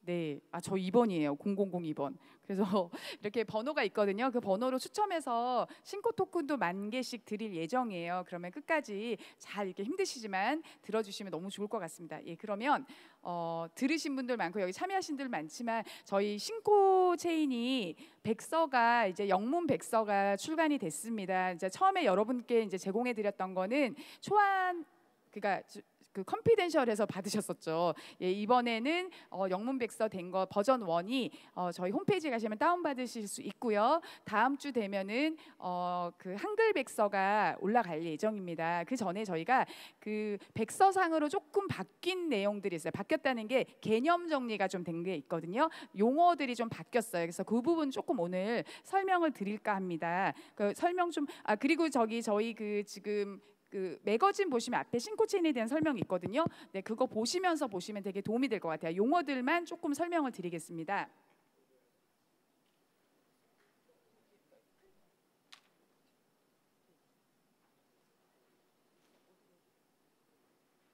예, 다 아시는 건 빼겠습니다. 예, ICO 시장에 문제점 많다는 거 다 아시죠? 너무 많이 들으실 것 같아가지고 저희가 이제 지금 쭉 이렇게 스캔하시면은 ICO 마켓에서 여러분들이 하기 너무 힘들고 어렵고 정보가 안 되는 것들 너무 많고요. 그다음에 암호화폐 거래소로 가면 요즘 오늘 또 기사 하나 떴던데요. 어떤 거래소가 뭐 상장할 때 얼마 받는다 이거 떴었죠. 보셨죠? 안 보셨어요? 네, 안 이거 안 보셨나요? 그래서 뭐 오늘 모 거래소가 상장할 때 527이던가를 달라 그래서 뭐 근데 그래놓고 상장 안 했다 이러면서 뭐 그런 기사도 떴더라고요. 그러니까 여러 가지가 있어서 이 거래소에서도 사실 거래소가 가지는 여러 가지 이제 그런 장벽들이 좀 존재를 하고 그다음 페이먼트 시장 아까 이제 퓨즈 X 대표님 오셨지만은 실제로 이제 원활하게 아직 크립토로 결제가 잘 이루어지고 있지 않죠. 그다음에 현물로 결제하셔도 신용카드에서 이제 그 자영을 운영하는 분들이 받기까지는 3일에서 5일 정도 걸리는 그런 문제도 있고요. 그다음 여러분들 카더라 정보 너무 많으시잖아요. 신뢰, 그다음에 내가 좋은 정보를 공유해도 나에 대한 보상이 오지 않아요. 이런 것들이 현재 문제점이거든요. 그래서 저희가 이제 이런 블록체인의 그러니까 문제점들을, 블록체인의 문제는 아니었죠. 현 시장의 문제점들을 조금 해결해 보고자 해서요. 저희가 신코 플랫폼을 시장을 하는데요. 여기 이제 용어들이 몇 개 이제 보시면 돼요. 싱코 런치가 여러분들께 말씀드렸던 ICO 참여 플랫폼입니다. 그래서 좋은 ICO를 저희가 선별을 해서요. 초기에, 되도록이면 초기, 프라이빗이나 혹은 프리세일 초기 단계에 여러분께 이제 제공할 수 있도록 같이 갈 거고요. 그다음에 이제 공동 구매를 하기 때문에 사실 지금도 뭐 그렇지만 뭐 소액 참여, 뭐 0.1이더 아주 작은 금액도 참여하실 수 있도록 할 거고요. 모두가 같이 기회 균등을 하실 수 있도록 그렇게 조금 이제 기회 제공을 함께 할 수 있도록 노력을 할 건데요. 가장 이제 참여자 입장에서 좀 좋은 점은 보험 기능이라고 보실 수가 있어요. 여러분이 지금 사실 저희가 항상 좋은 프로젝트에 참여하지만 좋은 프로젝트가 만약에 이게 혹시 만에 하나 0.00001%라도 혹시 상장이 안 되면 어떻게 하지? 중간에 혹시 없어지면 어떡하지? 이런 불안감들 좀 있으시죠? 그럴 경우 여러분들이 저희랑 함께 하신 프로젝트에서 싱코체인으로 참여를 하시게 되는 경우에는요. 그 보험이 적용이 됩니다. 회원 등급이 한 세 가지 정도로 될 예정인데요. 홀더가 이제 이건 아직 정확한 규정은 나오지 않았어요. 홀더가 뭐 얼마 이상 홀드를 하면 뭐 골드, 실버, 브론즈 이렇게 이제 등급이 나뉠 건데요. 등급에 따라서 뭐 100% 개런티, 80%, 50%, 30%뭐 이런 식으로 여러분들이 신코 토큰으로 참여를 하게 되면은 보험을 받으실 수 있는 그런 이제 그 참여자 입장에서는 굉장히 그 좀 안심할 수 있는 그런 플랫폼을 저희가 만들 계획이고요. 그다음에 싱코덱스가 바로 거래소입니다. 거래소 도메인도 싱코덱스로 갈 예정이고요. 지금 싱코덱스 작업 중입니다. 작업 중이고 궁금해하실 텐데 7월에 베타 버전 릴리즈 될 예정이고요. 베타는 저희가 좀 테스트를 할 겁니다. 그다음에 8월에 정식 거래소 오픈을 할 예정이고요. 여기서는 여러분들이 뭐 궁금해하시겠지만 싱코체인 홀더들에게 신규 ICO 상장할 때마다 에어드랍을 해드리는데요. 이거는 배당의 개념이 아니에요. 그러니까 모마다 뭐 이렇게 해주고 그런 개념이 아니라 요즘 이벤트 많이 하시죠. 이벤트의 개념으로 보시면 됩니다. 그러나 홀더들에게 제공되는 이벤트이기 때문에 매우 강력한 그런 가치를 유지할 수 있는 기능이 될 거라고 저희가 생각을 합니다. 그다음에 또 이제 거래소 수수료, 거래소 싱코체인이 사실 기능이 굉장히 많지만 기본적으로는 거래소 토큰이죠. 거래소 토큰이기 때문에 여러분이 싱코를 가지고 계시면 아무래도 거래소 수수료가 절약됩니다. 많이 절약되시죠? 약 50% 정도 절약이 되시고요. 그리고 그 또한 여러분이 만약에 내셨던 수수료 자체는요. 싱코 풀에 들어가서 페이백이 되세요. 어쩌면 여러분들이 활동을 열심히 하시면 수수료 하나도 없이 쓰실 수 있는 그런 거래소가 될 것 같습니다. 그다음에 이제 그 마켓 조작 방지 알고리즘 이라고 해서 이제 그 저희가 사실 이제 거래를 할 때 요즘 보시면은 뭐 장난을 치거나 이런 것들 좀 보이시죠? 그런 것들 하지 않도록 저희가 그런 알고리즘을 짜서 방지할 예정이고요. 가장 중요한 건 어떤 거래소도 여러분이 거래를 할 때 보상해 주는 곳은 없습니다. 철저하게 커뮤니티 보상 플랜으로 갑니다. 여러분이 이용하시면서 바로 이용하시면서도 보상을 받으실 수 있는 그런 거래소가 될 예정입니다. 그리고 이제 싱코 아이 트레이드가 지난번에 이제 IOU라는 이런 이제 그 개념으로 말씀드렸는데 사실 IOU 그럼 빌렸다 그래서 그렇게 어감이 좋지 않다라고 얘기를 하더라고요. 그래서 저희가 이제 새로 만든 그 거래 상장 전 토큰 거래에 대한 개념을 싱코 아이 트레이드로 정립을 했습니다. 그래서 토큰 저희랑 같이 참여하신 토큰 개수만큼 증서가 지급되고요. 그 내에서 P2P를 안전하게 하실 수 있도록 지원할 계획입니다. 그리고 아이 트레이드에 있던 토큰들은 정규 토큰이 나오면 자동으로 전환이 됩니다. 예, 그걸 이제 다시 도표로 나타냈죠. 그래서 싱코체인을 이제 가운데 기점으로 해서 싱코 그 런치가 있어요. 런치 아까 말씀드렸던 그런 참여 플랫폼 그 ICO 그러니까 좋은 프로젝트 참여 플랫폼이죠. 이걸 참여하시면요. 참여하면 여기서 이제 얻는 수익들이 있어요. 그러면 그런 수익들 중에 일부가 싱코풀에 저장이 돼요. 그리고 싱코풀은 무슨 역할을 하냐면 ICO 참여 플랫폼에다가 보험을 제공하는 그런 역할을 하게 되죠. 그리고 아이 토큰을 싱코 런치가 이제 아이트레이드에 가면서 아이트레이드로 가면서 토큰 발행이 아이토큰이 발행돼요. 그러니까 증서죠. 토큰 지급 증서가 발행이 되고요. 아이트레이드에서 여러분이 원하시면 P2P 거래를 하시다가 저희 싱코 덱스에 상장이 되면 되고요. 덱스는 아이트레이드에 안전한 월렛을 제공하게 됩니다. 그래서 요 세 가지 플랫폼들이 같이 돌아가는 개념이에요. 지금까지 이러한 거래소나 이러한 플랫폼은 없었습니다. 예, 그리고 이 싱코 닥스 거래소에서는 거래소에서 여러분은 싱코체인을 환전하실 수 있고요. 이 환전이라는 건 원화 환전은 아니고요. 이더리움이나 비트코인으로 환전을 가능하세요. 요즘 이제 어떤 질문을 하시냐면 그러면 원화는 어떻게 바꿉니까? 이렇게 얘기하시잖아요. 원화는 여러분이 가지고 계신 그 한국 원화가 되는 거래소들 있죠. 그 거래소에 이더리움이나 비트코인을 옮기셔서 교환을 하시면 됩니다. 대부분의 이제 외국 거래소들이 그렇게 외국 거래소를 이용하면 그렇게 하고 있고요. 싱코는 글로벌 거래소를 지향하기 때문에 원화를 취급하고 있지 않습니다. 단지 이제 나중에 이제 저희가 원화뿐 아니라 각각의 그런 법정 화폐를 가지고 있는 거래소들과 만약에 제휴를 하게 된다면 그런 것들이 조금 더 쉽게 제공을 해줄 수 있지 않을까 생각을 합니다. 이건 계획입니다. 네. 그다음에 이제 그 싱코 덱스 역시 거래소에서도 수수료가 발생을 하죠. 그 수수료의 일부가 여러분께 그 수수료가 싱코풀에 저장이 되고요. 거래소에서 여러분이 커뮤니티 활동을 하시잖아요. 좋은 정보 제공하시고 정보 잘했다고 좋아요 눌러주시고 올려주시고 이러면요. 싱코풀에서 여러분들께 리워드 보상이 나갑니다.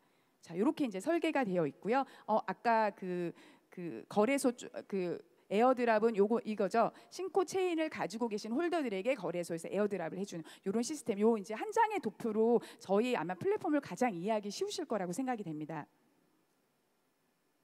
예, 그리고 저희가 이제 여러분처럼 이제 여기 보시면 싱코 후드라고 썼는데요. 싱코 후드가 바로 저희가 그 말하는 커뮤니티입니다. 싱코의 커뮤니티고요. 이 커뮤니티에 그 싱코풀이 보상 시스템을 주고요. 그다음에 커뮤니티에서 이제 또 가장 이제 요즘 이거 다 해야 돼요. KYC라든지 그다음에 이제 뭐 커뮤니티랑 상관없지만 안티머니 런더링이라 해서 이제 그 자금 세탁 방지법 이런 거 다 지켜야 되거든요. 그래서 어쨌든 KYC를 통해서 신원 보증이 된 분들이 커뮤니티에 있다는 거예요. 아무나 있는 건 아니고. 예, 그다음에 이제 아까 여러분들이 이제 주시는 그런 집단 여러분들의 투표나 이런 걸로 인해서 좋은 ICO 프로젝트도 함께 선정할 수 있고요. 물론 저희도 저희 팀들도 움직입니다. 듀딜리전스 실증 작업을 하는 팀들도 함께 움직이지만 여러분의 집단 지성을 이용해서 우리가 좋은 프로젝트 함께 찾고 좋은 것들 함께 상장할 수 있을 거라고 생각을 하고요. 그다음에 채팅 기능이 있을 예정인데요. 채팅할 때 좀 안 좋은 말이나 이런 것들 걸러낼 수 있도록 저희가 그런 건전한 커뮤니티를 양성하려고 굉장히 노력을 할 거고요. 그다음에 현재 저희가 하고 있죠. 블록체인 아카데미 온라인 강좌라는 것들을 여러분들이 토큰으로 결제하고 수강하고 들으실 수 있고 혹은 여기 좋은 어떤 걸 올려주시면 여러분들이 받으실 수도 있어요. 현재 있는 것들을 온라인 강좌 이런 것들로 올려드릴 예정이고요. 그다음에 블록체인 뉴스가 있습니다. 저희 그 미디어를 통해서 여러분들에게 양질의 뉴스도 계속 제공해주는 그런 커뮤니티가 될 예정이고요. 싱코 후드가 될 거고요. 요 이제 지금 지난번에 보셨던 것들 다 저희 이제 용어 정리를 해놨어요. 그래서 싱코 블록체인 아카데미 싱코 내선 싱코 아카데미, 그다음에 싱코 후드는 저희 커뮤니티고요. 그다음에 싱코 미디어 블록체인 뉴스가 제공하는 싱코 미디어가 있을 예정이고요. 싱코 닥스, 런치, 램프, 아이트레이드 다 있는데 싱코페이가 역시 저희가 이제 아까 사실 굉장히 전략적 파트너로 퓨즈엑스를 많이 언급하고 있는데 그런 그 페이먼트 시스템, 그러니까 사실 여러분들이 카드 필요하잖아요. 그거 없이 페이는 안 되잖아요. 그렇죠? 카드 그 실물을 가지고 있는 퓨즈엑스와 함께 협약을 함께 전략적으로 잘 만들어서 여러분들이 암호화폐를 실생활에 결제할 수 있는 그런 거래소가 되도록 저희가 만들 예정입니다. 그리고 가장 여러분께 좋은 프로젝트를 제공하기 위해서 또 하나 저희가 현재도 하고 있고 앞으로도 굉장히 신경을 쓸 게 바로 싱코 램프라고 해서요. 그 엑셀러레이터라고 저희가 예전에 표현을 했거든요. 그래서 좋은 프로젝트를 초기에 함께 육성하는 프로그램입니다. 그래서 함께 육성을 할 거기 때문에 요런부터 무덤까지 A to G. 언제까지 다냐면 처음에 발굴해서 펀드하고 거래소 상장하고 그다음 계속적인 지속적인 리포팅이나 이런 걸 통해서 커뮤니티에 정보를 계속 드리는 이런 작업, 끝까지 하는 작업을 말해요. 그래서 A to G 프로젝트라 해서 싱코 램프에서 이루어질 거고요. 역시 만약에 아이디어도 좋고 다 좋은데 공간이 없어요. 그럼 공간을 제공할 수도 있어요. 저희가 블록체인 센터를 운영을 하고 있거든요. 그래서 저희 센터에 입주를 해서 그렇게 이제 제공하는 일도 할 거고요. 지금 여러분이 보고 계시는 토큰이코노미 이런 심포지엄을 통해서 저희가 하는 심포지엄을 통해서 그런 프로젝트들을 소개하고 그다음 저희가 가지고 있는 글로벌 네트워크를 이용해서 역시 글로벌 확산을 돕고 그러니까 모든 걸 토탈해서 함께 키워나가는 그런 싱코 램프가 될 예정이고요. 이런 싱코의 에코시스템이 다 표현이 되어 있습니다. 예, 온라인 커뮤니티부터 해서 아까 다 설명드렸던 건데 여기서 이제 하나 빠진 거 하나 말씀드리면 예요. 싱코 토큰 적금 요거 이제 말씀을 드릴 건데요. 이건 뭐냐면 이런 분들이 있어요. 나는 안 빼고 6개월 넣어놓을 거야 이럴 수 있거든요. 그러면 본인이 6개월 약정을 하시는 거예요. 그럼 약정 기간 동안 잘 갖고 계시면은 약정하신 거에 대한 보너스를 받으시고요. 약정 그런 이제 페널티 기간이 있을 거예요. 그러면 적금도 똑같잖아요. 일찍 깨면 페널티 무시잖아요. 그죠? 그다음에 어떤 기간이 지나면은 그냥 그 원금이에요. 그리고 내가 약속한 기간만큼 다 채우면은 보너스를 받을 수 있고 이런 식으로 이제 적금 기능 이런 것들도 이제 저희가 운영할 계획이고요. 하락장에서는 되게 좋을 것 같아요. 예, 그냥 묶어두면 되니까. 예, 이런 것들이 사실 또 묶어둬서 토큰이 안 나오죠. 시장에 안 나오면 어떻게 될까요? 예, 유통량이 줄면 또 뭐가 도움이 되는지 아시죠? 제가 뭐 밸류 얘기는 하지 않겠습니다. 저희가 이제 그 싱코 토큰의 밸류를 계속 잘 유지하고 잘 만들기 위한 그런 여러 가지 그런 그 정책들을 갖고 있다는 걸 말씀을 드리고요. 요런 아까 말씀드렸던 보험이라든지 적금이라든지 이런 개념들은요, 굉장히 새로운 개념이라고 할 수 있죠. 예, 그다음에 이제 저희가 그 싱코에서 그 메인넷을 진행을 할 겁니다. 이거는 뭐 당장 올해 할 수는 없고요. 올해 거래소하고 이런 것들이 단정화가 되게 돌아가면 물론 이제 지금 메인넷 팀들은 지금 이미 이제 구성을 하고 있습니다. 이 팀들이 거래소와 이런 것들이 다 끝나고 나면 이제 메인넷을 개발하기 시작을 할 거고요. 아시겠지만 메인넷을 개발한다는 거는 자기 자체의 블록체인을 가진다는 뜻이거든요. 자체 고유의 블록체인을 가지면 다른 프로젝트들을 DApp으로 올려줄 수도 있다라는 뜻이 됩니다. 그래서 굉장히 그 사실 메인넷 하나만 가지고도 하는 경우가 많죠. 그러니까 저희가 추구하는 메인넷은요, 값싸고 빠른 메인넷, 누구와도 공유할 수 있는 메인넷을 원합니다. 그래서 왜 그러냐면 저희가 아까 했던 싱코 램프라든지 이런 개념들이 또 잘 되기 위해서는 비싸고 느린 네트워크를 이용하는 것보다는 값싸고 빠른 네트워크를 공급해 주는 게 굉장히 필요하거든요. 그래서 그런 모든 과정들을 잘 하기 위해서 저희가 거래소가 안정되고 나면 메인넷 런칭을 시작을 합니다.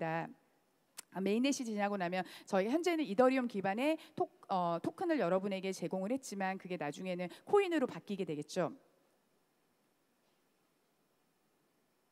예, 로드맵을 간단하게 말씀을 드릴게요. 그래서 지금 이제 Q1이라 그러면 1분기거든요. 1분기에 저희가 이제 덱스 개발 시작을 했고요. 그래서 지금 2분기예요. 2분기 4, 5, 6월. 그죠? 현재 지금 5월 말이네요. 오늘은 런치를 최초 공개할 다음 달 정도에 싱코 런치가 선보일 예정이고요. 그 다음에 마지막 그 Q3는 마지막 아니네요. 9, 10, 11 아니죠. Q3면 7, 8, 9월이죠. 예, 그 안에 이제 덱스, 그다음에 싱코 후드, 아이트레이드 이런 것들을 이제 저희가 공개를 할 예정이고요. 그다음에 계속해서 이제 공개는 하고요. 계속 기능들이 계속 업그레이드가 될 거예요. 그다음에 이제 올해 말 정도 되면 일단 퓨즈 X와 연동을 해보려고 계획을 하고 있습니다. 그리고 내년 초 되면 저희가 싱코넷 아까 말씀드린 메인넷을 베타 버전을 한번 공개를 해보려고 이렇게 이제 메인 로드맵을 가지고 있고요. 요거는 이제 ICO 진행 방식인데 예전에도 설명드렸던 부분인데요. 화이트 리스팅에서 선착순 마감이 아니고요. 여러분의 화이트 리스팅을 받아서 그걸 딱 보고 n분의 1로 내가 이제 참여하고자 했던 걸 좀 골고루 분배를 하고 그다음에 지정 딱 그 선착순 입금이 아니라 지정한 기간 안에 내가 하기로 했던 화이트 리스팅에 따라서 입금하고 이런 형태로 하려고 그러거든요. 이제 이거는 왜 그러냐면 이제 온라인 잘 못하시는 분들, 그다음에 직장 다니시는 분들 그 시간에 월차를 못 내시죠. 이제 이런 것들이 좀 약간 불합리하다고 생각을 해서 시간과 여유를 두고 혹은 누군가의 도움을 받으실 수도 있잖아요. 그렇게 하셔서 이제 그러니까 좀 더 뭐라 그러죠? 좀 공정하게, 편리하게 ICO를 참여하실 수 있게 하려는 그런 저희의 이제 모델이고요.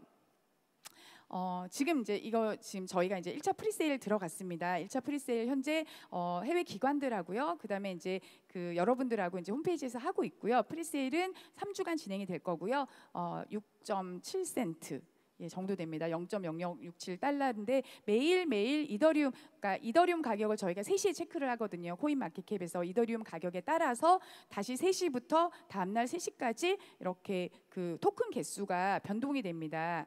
그래서 뭐 보시고 하셔도 되는데 사실은 내일 이더리움이 오를지 내일 떨어질지는 아무도 모르거든요. 그래서 이제 그렇게 되고요. 그다음에 이제 2차 프리세일 다음 달 말, 그다음에 ICO는 7월 이렇게 이제 7월부터 이렇게 3주간 할 계획인데 3주까지 가지는 않을 것 같습니다. 그래서 저희가 이런 이제 프리세일과 ICO를 성공적으로 하기 위해서 굉장히 전방위적으로 노력을 하고 있고요. 저희 토큰은 ERC20 아까 말씀드렸지만 현재는 이더리움 기반의 토큰을 사용하고 있고요. 거래소는 이더리움 기반은 아니에요. 네, 거래소는 거래소입니다. 저희가 드리는 토큰을 말씀드리는 거예요. 저희 토큰은 아직 발행되지 않았고요. 토큰 발행이 되면 여러분들께 다 이제 나누어 드릴 예정이에요. 상장 전에 토큰 발행돼서 다들 왜냐하면 토큰을 발행하고 나면 이 토큰이 잘대로 되는지 여러 가지 과정을 거쳐서 테스트를 해야 되거든요. 하고 해드릴 예정이고요. 그러니까 소프트캡은 이미 다 찼어요. 15밀리언인데 소프트캡은 끝났고요. 절반인데 지금 현재 저희가 이제 자금 모집이 약 한 78%인가 80% 가까이 되었거든요. 그 정도 되어 있고요. 자금 모집은 60 몇 %고요. 토큰 개수로는 70 몇 % 정도 됩니다. 제가 정확한 숫자를 지금 기억은 못 하는데 그리고 총 모금액은 약 한화로 300억 정도 됩니다. 그리고 현재 그 1인당 최소 참가 액수 이렇게 해서 이제 현재 프리세일 들어가 있을 때 1위더에서 10위더까지 가능하시고요. 지금 같은 경우는 KYC를 먼저 하시고 사이트에서는 송금이 가능하세요. 예전에 이제 프리세일 전에 이제 프라이빗하고 이러실 때는 하고 나중에 아직 KYC를 안 하셨죠. 저희가 이제 공지를 드릴 예정인데요. 천천히 저희 사이트에서 이제 그 토큰 받기 전에 KYC 하시면 됩니다. KYC 안 하시면 안 되세요. KYC는 국제적으로 반드시 지켜야 하는 과정입니다. 그래서 이거 한 번만 해주시면 될 거고요. 이렇게 간단하게 이제 저희 끝났어요. 싱코에 대해서 설명을 드렸고요. 혹시 더 궁금하신 게 있으시면 저희 싱코체인 공식 카카오톡방이 오픈이 되어 있습니다. 아마 검색하시면 나올 거라고 예상이 되고요. 모르시면 이제 주변 분들께 물어보셔도 될 것 같습니다. 현재 이제 한 개의 방이 운영이 되고 있고요. 뭐 텔레그램 편하신 분은 하셔도 되지만 아마 다 한글이 편하실 거라고 생각합니다. 오시면 저희가 그 정보를 충분히 드릴 수 있도록 그렇게 노력하겠습니다. 감사합니다. 네. 다음 패널 토론 저희가 준비하겠습니다. 패널 토론은 저희 스피커가 8분이기 때문에요. 4명 이렇게 해서 1차와 2차로 진행을 할 예정입니다. 1차 패널 토론은 저희 싱코체인의 프로젝트 매니저의 민경준 팀장이 수고를 해줄 거고요. 2차 패널 토론에는 싱코체인 CSO인 장유희 CSO가 진행할 예정입니다. 패널들과 함께 그 블록체인에 대한 얘기를 좀 들어보시면은 인사이트를 넓히는 데 굉장히 도움이 되실 것 같습니다. 패널분들 다 준비해 계셨죠?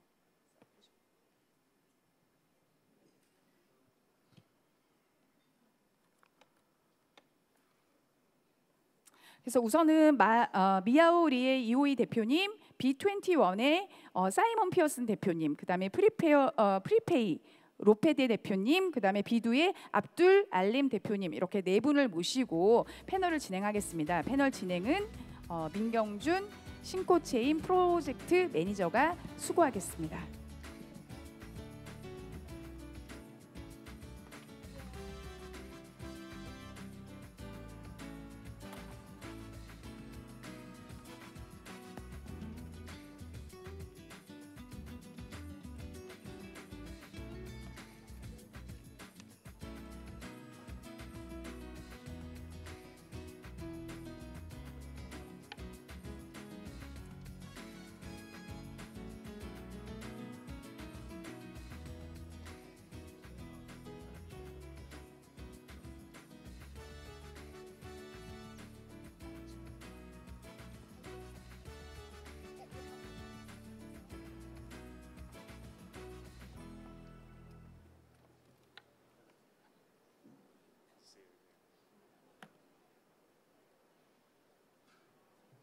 네, 여러분 패널 분께 박수 한번 부탁드립니다.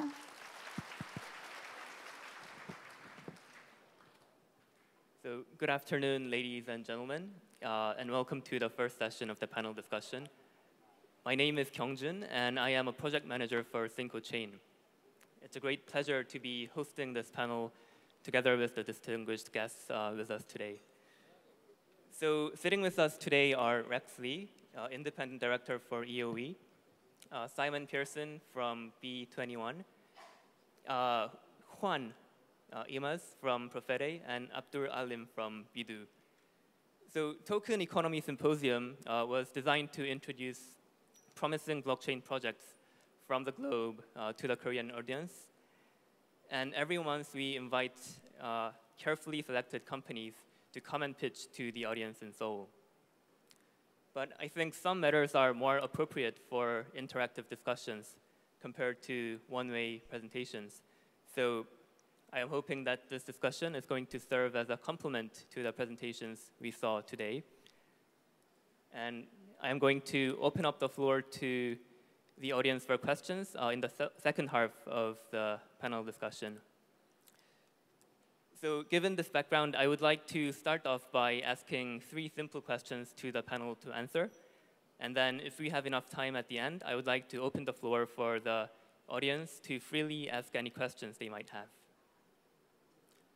So I would like to start by floating my first question to the panelists. The first question is something that many of us might have on our minds. And it's because we have listened to so many pitches from blockchain projects. So if you will, could you spend maybe 1 or 2 minutes discussing the essence of what sets apart your project and also what gives value to your tokens? So I'm going to invite Rex to speak first about EOE. Okay. So basically, as I mentioned in my previous speech, I have discussed why are we going to launch the project and why are we going to launch the token. The token is going to serve as a fuel of our entire platform. And maybe in the future, we're going to consider and maybe investors can directly trade and purchase, invest all kinds of financial or crypto financial assets with our token. That is our main goal at this moment of time. And to be honest, because I'm relatively new to, as mentioned, relatively new to the industry, but I am quite familiar with the traditional financial investment industry. To be fair, most of the crypto, or we say blockchain projects, make little sense in this market. And what do we need to know is that we have to be very selective on this.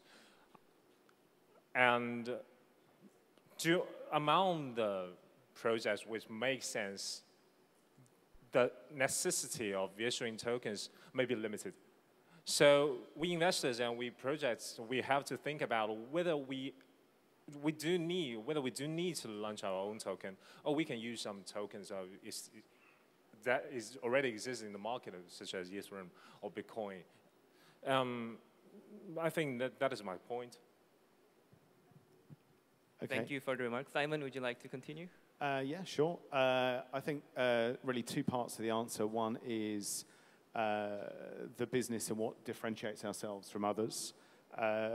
This is part of our normal pitch. The differentiation factors are quite clear. We are trying to operate and decentralize investing in entirety. For that, we set ourselves apart by creating a platform that has simplicity at the heart of it. Currently, the market is driven by a load of UIs that are, from a basic perspective, driven for, or the access to them is allowing traders to access the market and not investors. And that's what our model sets itself apart from. I've not heard of one investment type platform being operated or being launched at the moment in the crypto industry. In terms of the value of the tokens themselves, there are a couple of big picture messages within our framework. One is community voting onto our platform allows new tokens to be bought on. Potentially they could be ICOs if we have the firepower of, call it $50 million a month of capital brought in by 500,000 users investing $100 a month, then some of those ICOs that we think are good, we can bring onto our platform as tokens and allow a small user to invest into an ICO at the private sale discount rate, which again is something I've not heard of in this market so far. In addition, one last point was in relation to us tokenizing other people's funds onto the platform. So currently, I've got some investments of my own into private funds. The minimum ticket size for them is like $50,000. That's the smallest ticket I've seen in some of the private funds. If we tokenize some of those returns, bring the token onto our platform, allow our users to invest into those tokens, we can aggregate investment, allowing access into private funds where a small user has no ability to access it. Well, what we are doing is creating with blockchain a new professional ecosystem. We are creating a new marketplace of professionals when, for the first time in ever, professionals will be compensated for their time, for their effort, and for receiving offers from third parties. And also, which is very important, and in Europe, especially mainly now, we will have, as professionals, control on our data, and we will be also in control on our data privacy, which is very important. And as a third, we will receive also a lot of more offers from too many or a lot of more platforms and verticals participating on our protocol. So why our token is going to be very used? Because at the end of the day, there are millions of professionals. The market is huge. All of us, for example, are professionals. So we expect a high revaluation because every time any professional or any time any business joins our system, it will have a huge network effect. And we will support millions and millions of microtransactions on a daily basis.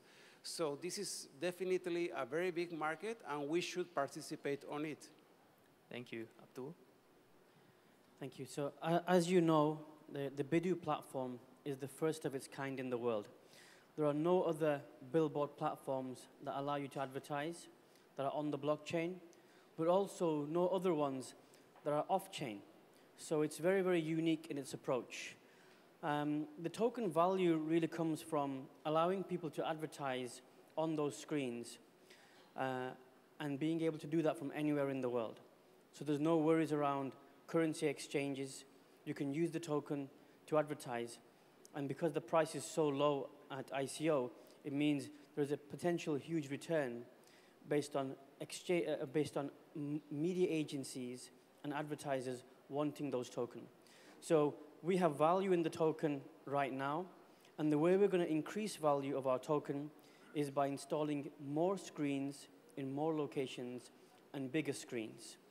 And if you think 28 times the value right now, when we install a large format screen which costs 50 cents per 10 seconds to advertise instead of 1 cent for 10 seconds of advertising, it means there's another, a few hundred times increase in total potential for those tokens. So this is the way we're adding value to those tokens. But also the token usage doesn't stop there. It's not just about buying advertising. When you're on the platform, if you're struggling to build your own advert, we're going to have freelancers on the platform that will accept the tokens, so you can use the tokens to pay for graphic design services to build your advertising.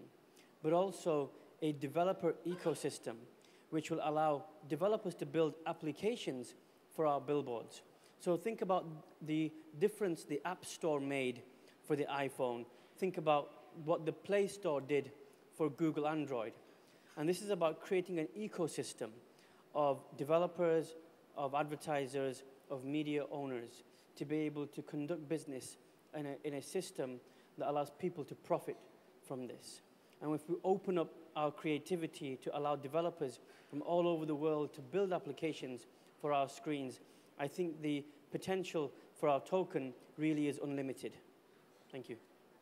Thank you very much for the remarks. The second question I am going to float is specific to Korea. Most of the people here today are Koreans based in Korea, and they are interested in your plans for expanding into Korea. So my second question for you is going to be about your global expansion plans and when we can expect to use your services here in Korea. And this time I would like to go in reverse order, starting from Abdul from Bidooh. Well, the first thing is we've actually already sent a screen to Synco's offices. I'm hoping you've received it by now. And we can then configure this screen to be able to use on the platform. So you can start experiencing what it's like to advertise on a Bidooh screen in the Synco offices. So hopefully we'll have this screen set up in the next few days. But our plans for expansion, I think Korea is one of the biggest markets for us. Because I was in the subway today, and I noticed screens on the walls, screens on the ceilings. The only thing that was missing was screens on the floor. And I think that will come soon too. So it's a huge market for us. And all those screen owners need software to run their screens more efficiently, meaning that advertisers need to be able to access those screens. Not just big brands, not just big media agencies, but small business owners. So we see a huge opportunity for us, both in indoor spaces, so shopping centers, subways, airports within Korea, but also outdoors, because people use our platform not just for advertising. For example, in Manchester, people will go in and send birthday messages to each other using our screens. They would send anniversary messages on our screens. They will send thanks to their pop stars on our screens. So this platform isn't just about advertising. It's about getting your message heard. And when we see it like this, we realize that there are so many more uses for what we're building.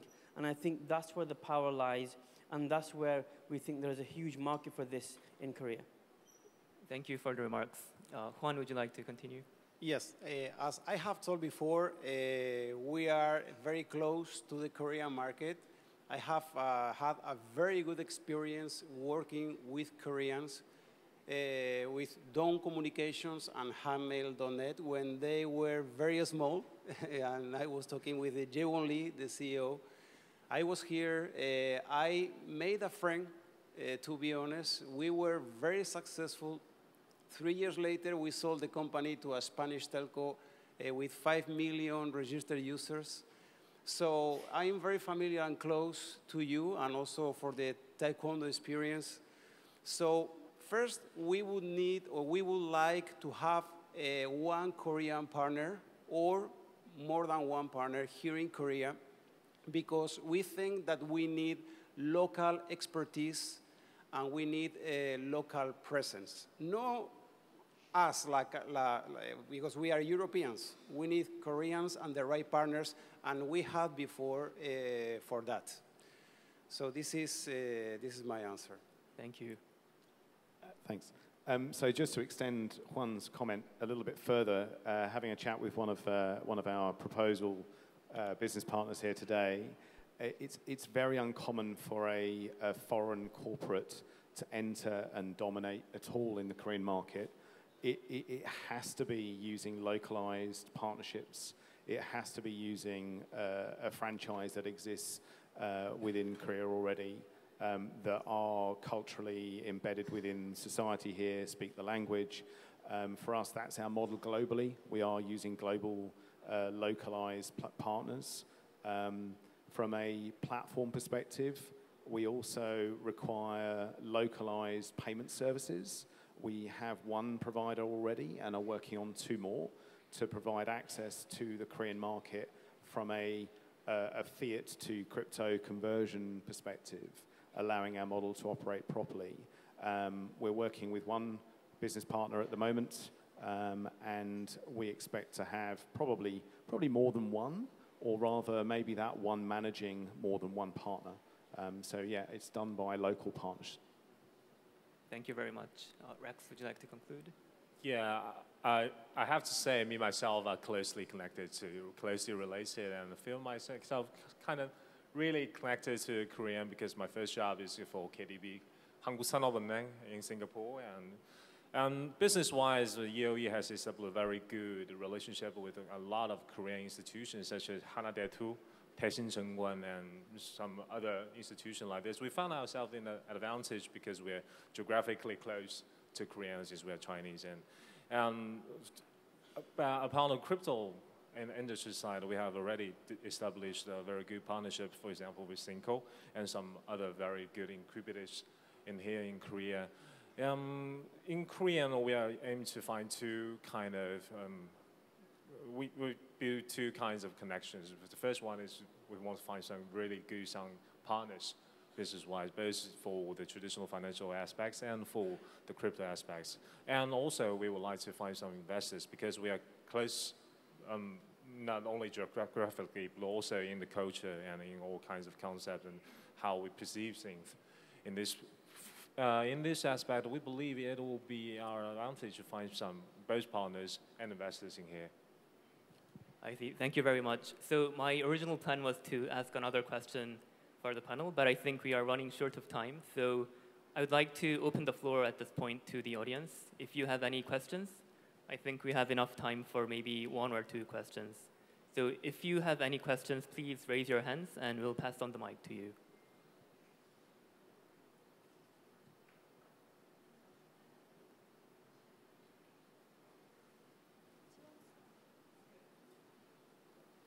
Okay, so it looks like we don't have any questions from the audience.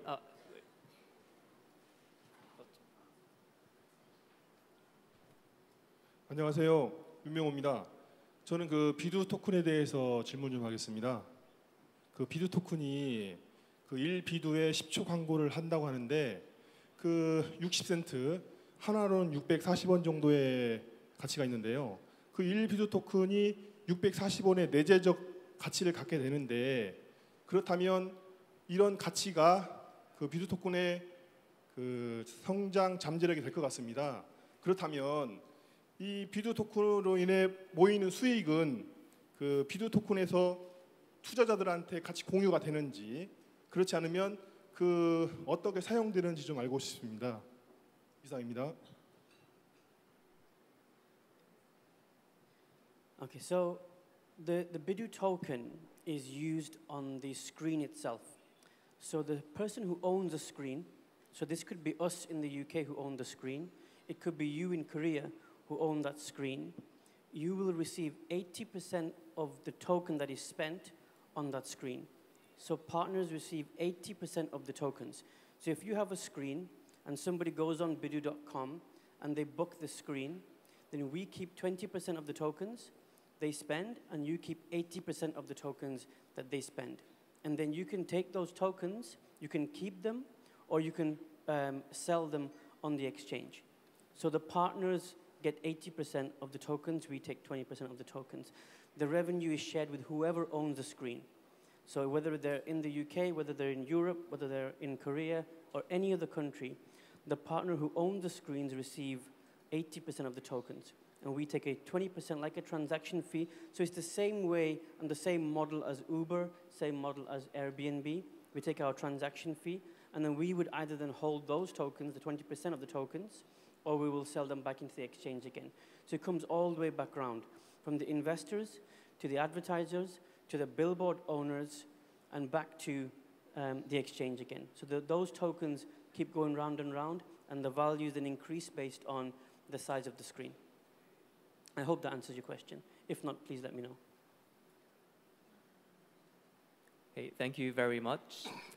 So I would have liked to take more questions, but we have run short of time, and we have actually overrun the time. So I think we'll now have to close the panel for the next session, which will be hosted by Yui, our CSO. So I would like to conclude by thanking our audience and also the members of the panel for being here and sharing your insights with us. Thank you very much. Thank you. Thank you.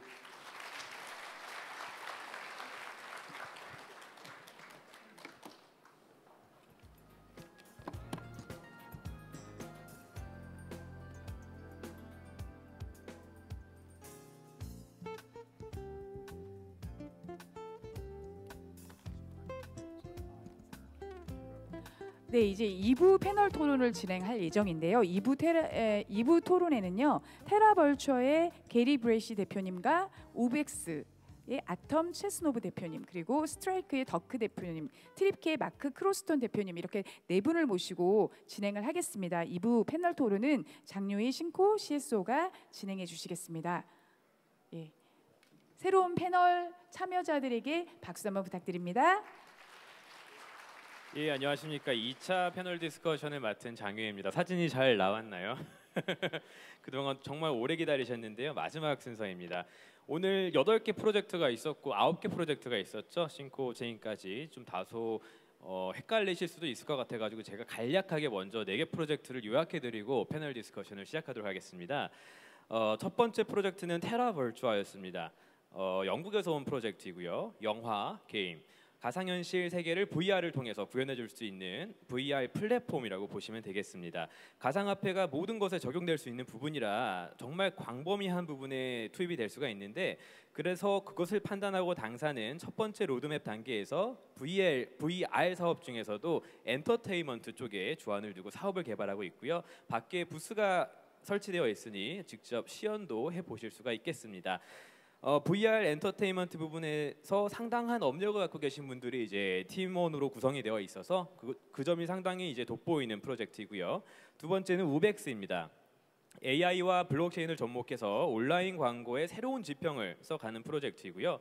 어제 일자로 싱귤러리티 넷과 파트너십을 체결하였습니다. 그래서 앞으로 뉴로 네트워크 기술 개발에 대한 협력을 함께 진행해 나갈 예정이고요. 당사가 구현하는 시스템을 통하게 되면은 나에게 적절하고 알맞은 광고만 볼 수 있게 되고요. 광고주도 비용 대비 효율적으로 광고를 할 수 있게 됩니다. 또한 광고주와 매체 간의 투명성 있는 거래가 가능하도록 구현해주는 프로젝트가 되겠습니다. 아르테엠씨는 현재 대표를 맡고 있고요. 유럽에서 유명한 대학교인 인시아드에서 MBA를 수료하셨고, 세계에서 가장 큰 맥주 회사에서 유럽 마케팅 그리고 이노베이션 디렉터로 일했던 경력을 갖고 있습니다. 세 번째 프로젝트는 스트라이크즈인데요. 플랫폼 이름이 풋볼 스타즈이고요. 그리고 플랫폼 안에 들어가는 토큰 이름이 스트라이크즈입니다.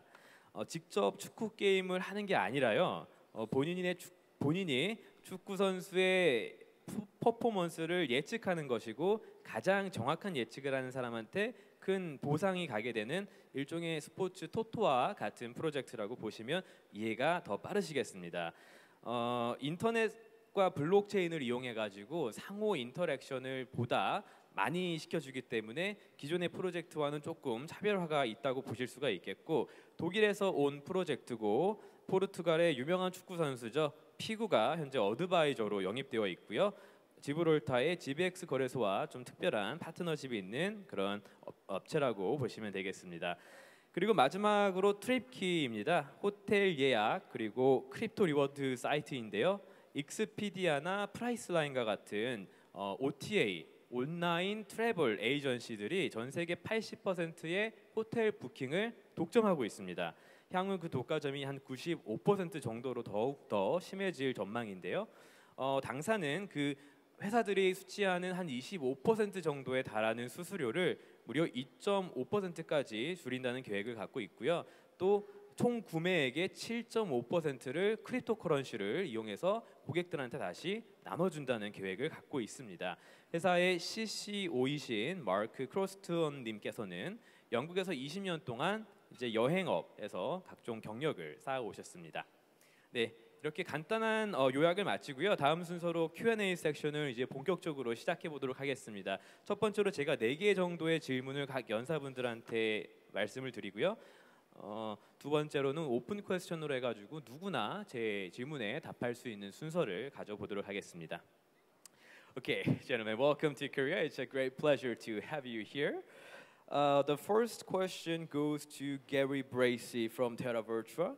Last year, the word VR and AR were such a buzzword. Everyone were talking about it, and you go to Davos Forum in Switzerland and even CES at Las Vegas, everyone was talking about VR and AR. However, in the reality, the adoption of VR was such a disappointing, as you said during your presentation. So my question for you is, how would you predict the future growth of the VR industry? Yes, it was, as you say, it was very, very disappointing. The expectation was huge. Everyone was going to adopt VR. Everyone was going to be immersed in reality. It didn't happen. And the reasons were several.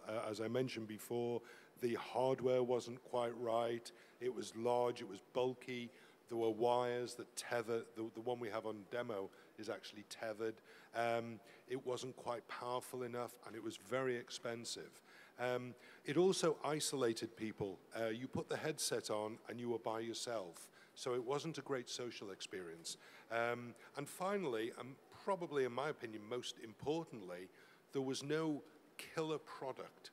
There was no one product that you looked at and you said, I want to play that, or I want to try that, so I will invest in a VR rig. The hardware companies I would blame because they were so caught up in trying to get the hardware out that they missed the fundamental thing that will drive the sales and adoption, which is the software. So they've learned lessons. And what's happening the next generation, as I say, is now wireless. It's lighter, it's more powerful, the price is coming down. There are things like we're doing which introduce social elements to it that negate an awful lot of that. And so the turnaround is going to be, we hope, quite rapid. And the prediction is that something like 200 million headsets within the next 2 years will be sold. So they've recognized the problems. That there were also concerns about nausea. People were feeling sick because of the motion. And of course, now having developed various experiences and games, they're used to that now. They're addressing that, and those games are now going to be developed to avoid those issues. So I think everyone's aware of the issues, they're being addressed, and that will then drive the growth just a couple of years later than predicted. Thank you. The next question goes to Ubex, Artem. So through Bidooh's presentation, I learned there are a lot of frauds in advertisement industry, which is these advertisement agencies, they are not totally transparent about the relationship and the result and everything with the clients. And since you actually have some solution to this kind of problems, I'd like to hear how you can fix this kind of online advertisement fraud. Thank you for the question. I see that you understand the advertisement market. So you're absolutely right. Fraud is a huge problem there, and there are several types of fraud that are happening. One of the most common things is when, so actually there are two parts of the players, advertisers and publishers, and both can make the fraud. On one side, an advertiser can pay for the ad, and then, for example, they pay for 50,000 clicks. But actually, what happens is 20,000. Yes, but publisher doesn't have to fully communicate the information. On the other side, if it's paper result, it might be vice versa.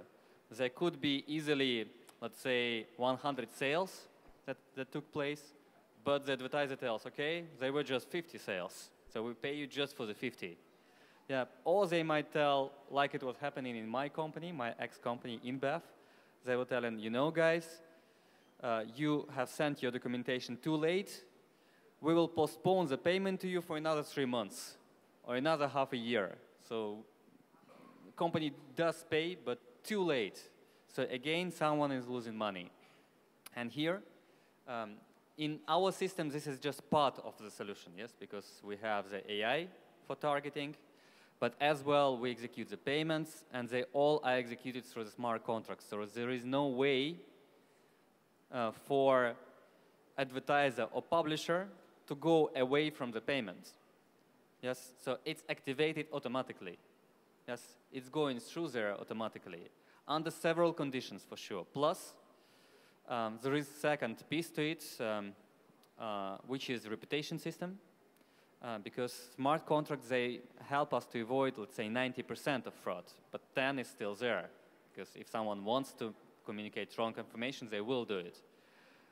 We introduced a reputation system which is completely blockchain-based, lose the reputation, and globally they wouldn't be able to advertise at low levels or to make the publishing completely independent on us. It's stored on and tells us we pay you $10,000 million for increase of the reputation, completely independent.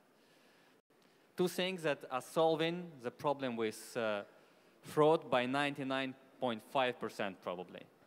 If that answers your question. Yeah, thank you. That's a big number now solved. Hopefully, really am excited about that. The next question goes, if there is a big market for, but my question to you is, why do you have to do an ICO and why do you have to use the blockchain technology? Yeah, obviously we are, and with our games background, we already know about in-game economies with coins and with people buying or using in-app purchases to get access to premium functionalities.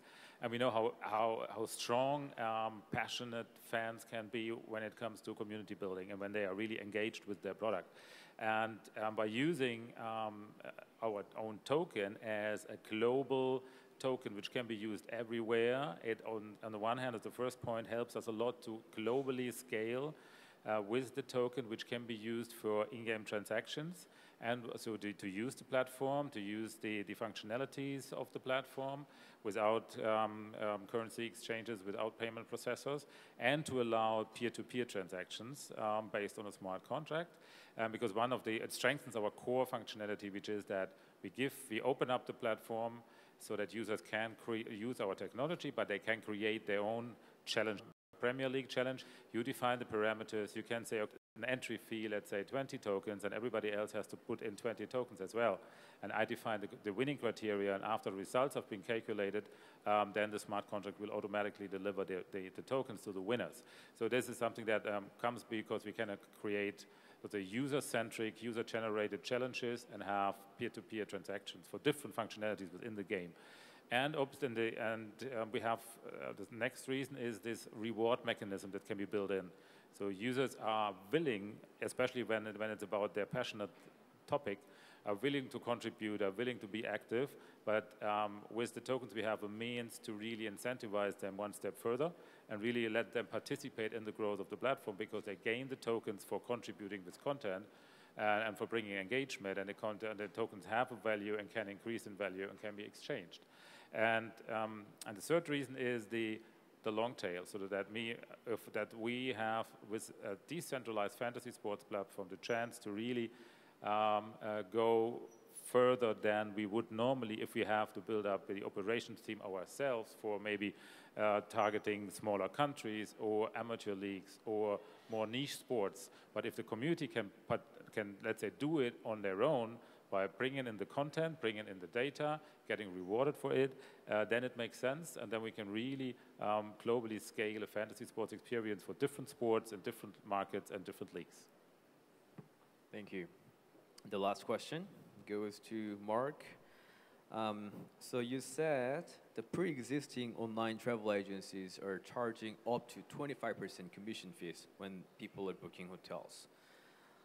And your company is trying to reduce that commission from 25% to 2.5%, if I got it correct.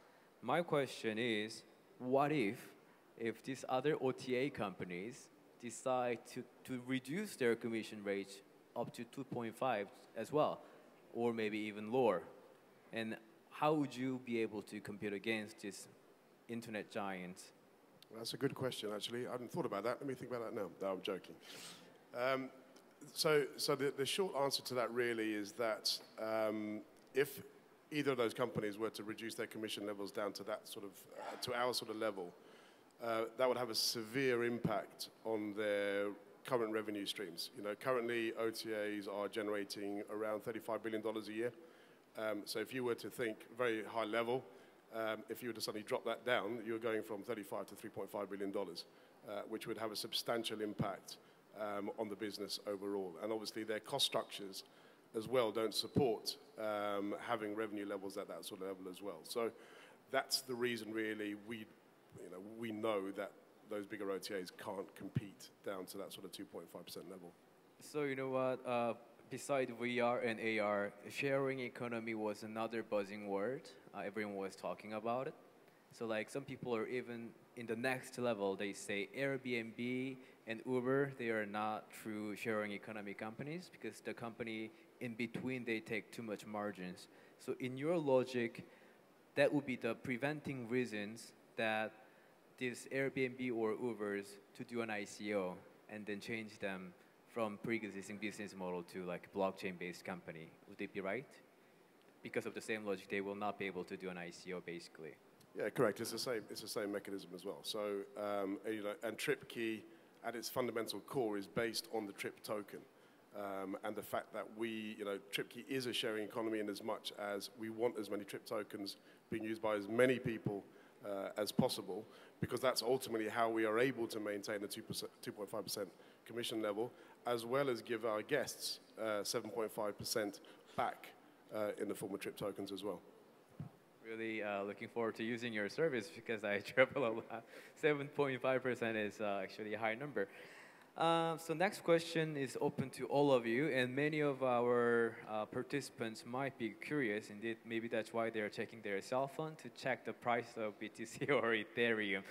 But please raise your hand if you think the Bitcoin will be hiked significantly within this year. Bitcoin go up within this year. Do you think the price is going to go up? I mean, can you at least like raise your hand if it's going to go up from now? Can you raise your hand? I only raised it a bit. Okay. And what about Ethereum? Anyone? So all of you, besides Mark, believes the Ethereum price is going to go up? Yeah, it will go up. Yeah. But in general, like, you know, the trend. So let's actually, if you have any comment about it, just feel free to add on. Yeah, I have one comment. Just there is some historical connection between bitcoins and pizzas. Yes.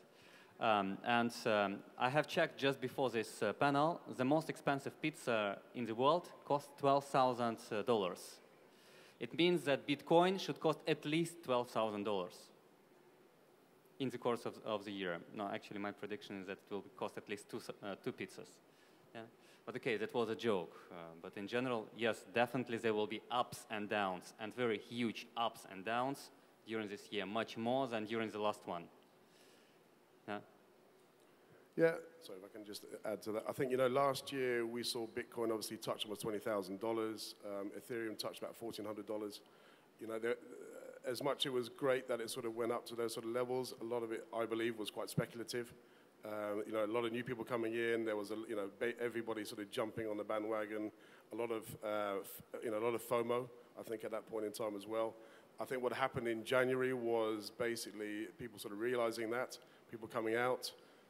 There was this thing about historically sort of Chinese New Year, after Chinese New Year, the price goes back up again. I think that didn't happen this year. You know, again, it started going back up again. But, you know, I would like to think it would possibly touch the 20,000 again, but I would be surprised if it hits the 20,000. I have just one last question. Sorry. The next question is, so many ICOs are coming, you know, people are confused which one is scam, which one is really good one. I mean, many of these people might be curious about that. So how can we choose good project, and how can we distinguish bad projects or scams from the really good ones that everyone is looking for? Yeah, I do have strong views on that. And incidentally, there are a number of scams within the ICO services as well. So we can be victims as much as the consumer. But I think what you have to look to, I think there's a lot more due diligence now being carried out, which is great. But I think you have to look at the people behind the companies and the management teams and how credible the experience, and you've got to check them out. And Dirk?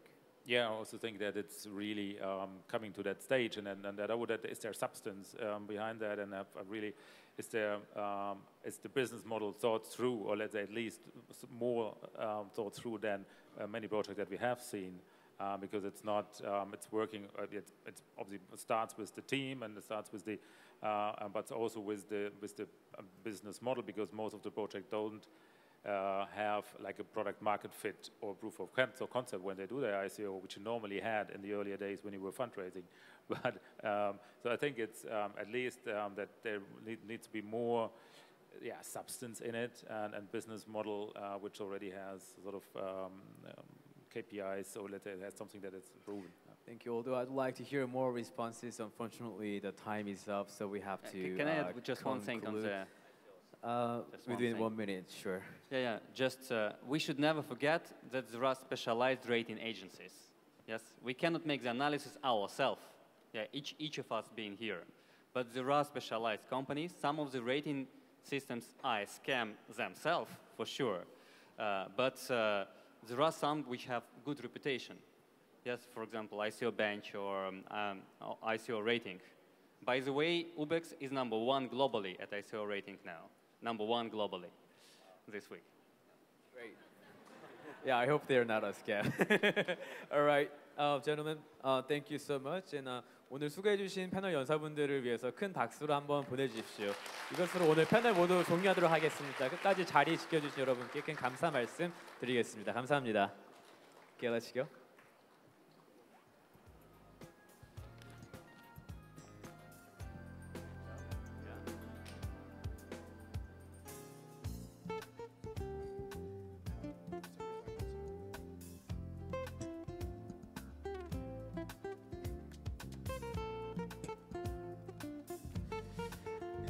네, 오늘 하루 종일 이제 이 10회 블록체인 심포지엄 빛내주신 여러분께 감사드립니다. 네, 이렇게 하고 그냥 끝나면 안 되죠. 자, 이제 여러분께 매월 다양한 정보를 드리는데 이벤트가 남아있죠. 되게 힘드셨지만 이제 끝까지 잘 이렇게 어깨도 아프시고 하실 텐데 한번 기지개 한번 펴세요. 쭉, 쭉 한번 펴세요. 앞에 분도 좀 이렇게 어깨도 좀 두드려 주시고 너무 힘드셨을 거예요. 네, 자, 약간 긴장을 푸시고요. 좀 살살 좀 잘 두드려 주세요. 긴장 푸시고 저희가 지금 이름표를 딱 보시잖아요. 그럼 이름표 써 있는 이름표 오른쪽에 조그맣게 써 있어요. 글씨가 네 글자의 숫자가 있거든요. 제가 아까 말씀드린 저는 0002번이에요. 2번 나오면 그냥 저거든요. 자, 요 숫자에 맞춰서요. 저희한테 그 추천 프로그램을 돌려요. 보이시죠? 이거 블록체인은 아니지만 아주 투명합니다. 이렇게 해서요. 10분 에게 만시코 토큰을 드릴 예정인데 지금 저희가 토큰은 없거든요. 그래서 저희한테 성함과 전화번호를 적어주시면 스태프들에게 적어주시면 토큰이 발행되는 즉시 전화해서 알려드릴 겁니다. 그러니까 지갑으로 넣어드릴 거니까요. 조금 이제 기다려주시면 될 것 같습니다. 그러면 숫자가 맞으신 분들은요 손을 딱 들고 나와주세요. 아니면은 기다렸다가 이제 조금 없으시면 넘어가서 다른 번호를 추첨을 해야기 때문에 그렇게 해주시면 될 것 같습니다. 자, 긴장되십니까? 네, 많이들 받아가셨으면 좋겠는데, 그럼 추첨해 주십시오. 734번 있으세요? 오늘의 첫 행운에 배고파서 가셨나 봐요. 734번 안 계세요? 네, 그럼 두 번째 번호 추첨하겠습니다. 216번. 없으면 더 좋아요. 경쟁자 자꾸 줄어요. 216번 없으세요? 있으세요? 네, 축하드립니다. 216번. 네, 세 번째 번호. 이번에 두 번째네요. 두 번째 번호 돌려주세요. 134번. 다 일찍 오신 분들이네요. 스태프분 앞에 나와서 좀 도와주세요. 뒤쪽으로. 네, 134번. 세 번째 번호 추첨해 주십시오. 621번이십니다. 세 번째. 넘어갈까요? 621번 안 계세요? 네, 패스합니다. 네. 756번. 늦게 오셨는데 일찍 가셨네요. 네, 없습니다. 네. 496번. 네, 또 없어요. 경쟁자 하나 줄었어요. 네, 다시 돌려주세요. 255번입니다. 세 번째 추첨자인데 3번이 어렵네요. 없습니다. 다음 번 돌려주세요. 724번입니다. 없어요. 지금 2명밖에 안 나왔어요. 네, 다시 돌려주세요. 지나간 건 어쩔 수 없어요. 353번입니다. 어쩜 이렇게 꽝이 많죠? 없습니다. 472번. 또 없으세요? 혹시 숫자 못 읽으시는 거 아니죠? 설마. 예, 다시 돌립니다. 236번. 예, 있습니다. 축하드립니다. 세 번째 당첨자이십니다. 자, 돌려주세요. 853번이십니다. 853번 없으세요? 네, 3명밖에 없어요 지금. 네, 188번. 확률은 엄청 높아지고 있어요. 네, 없습니다. 아, 있어요? 네, 188번 네 번째 당첨자이십니다. 축하드립니다. 엄청 오래 걸리네요. 876번이십니다. 계세요? 네, 패스합니다. 560번. 네, 없어요. 다음 번 돌려주세요. 547번이십니다.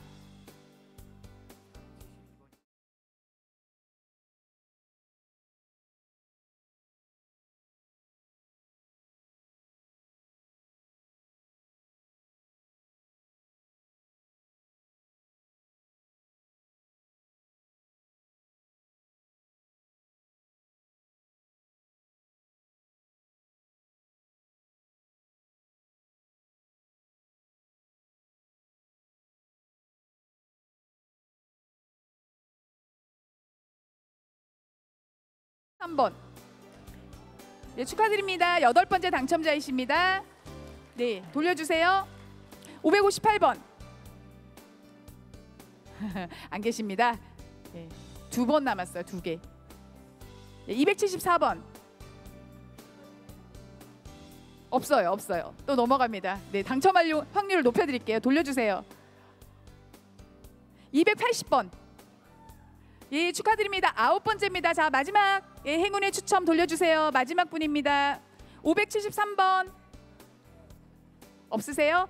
한 번 더 해주세요. 아, 있습니다. 예, 573번 있으세요? 예, 축하드립니다. 예, 감사합니다. 10분 다 추첨을 드렸고요. 예, 감사합니다. 오늘 하루 종일 와주셔서 너무 감사합니다. 그러면 다음번 저희가 11회 블록체인 심포지엄 토큰이코노미 이 자리에서 6월 달에 뵙도록 하겠습니다. 날짜 다시 공지드리겠습니다. 감사합니다. 수고하셨습니다.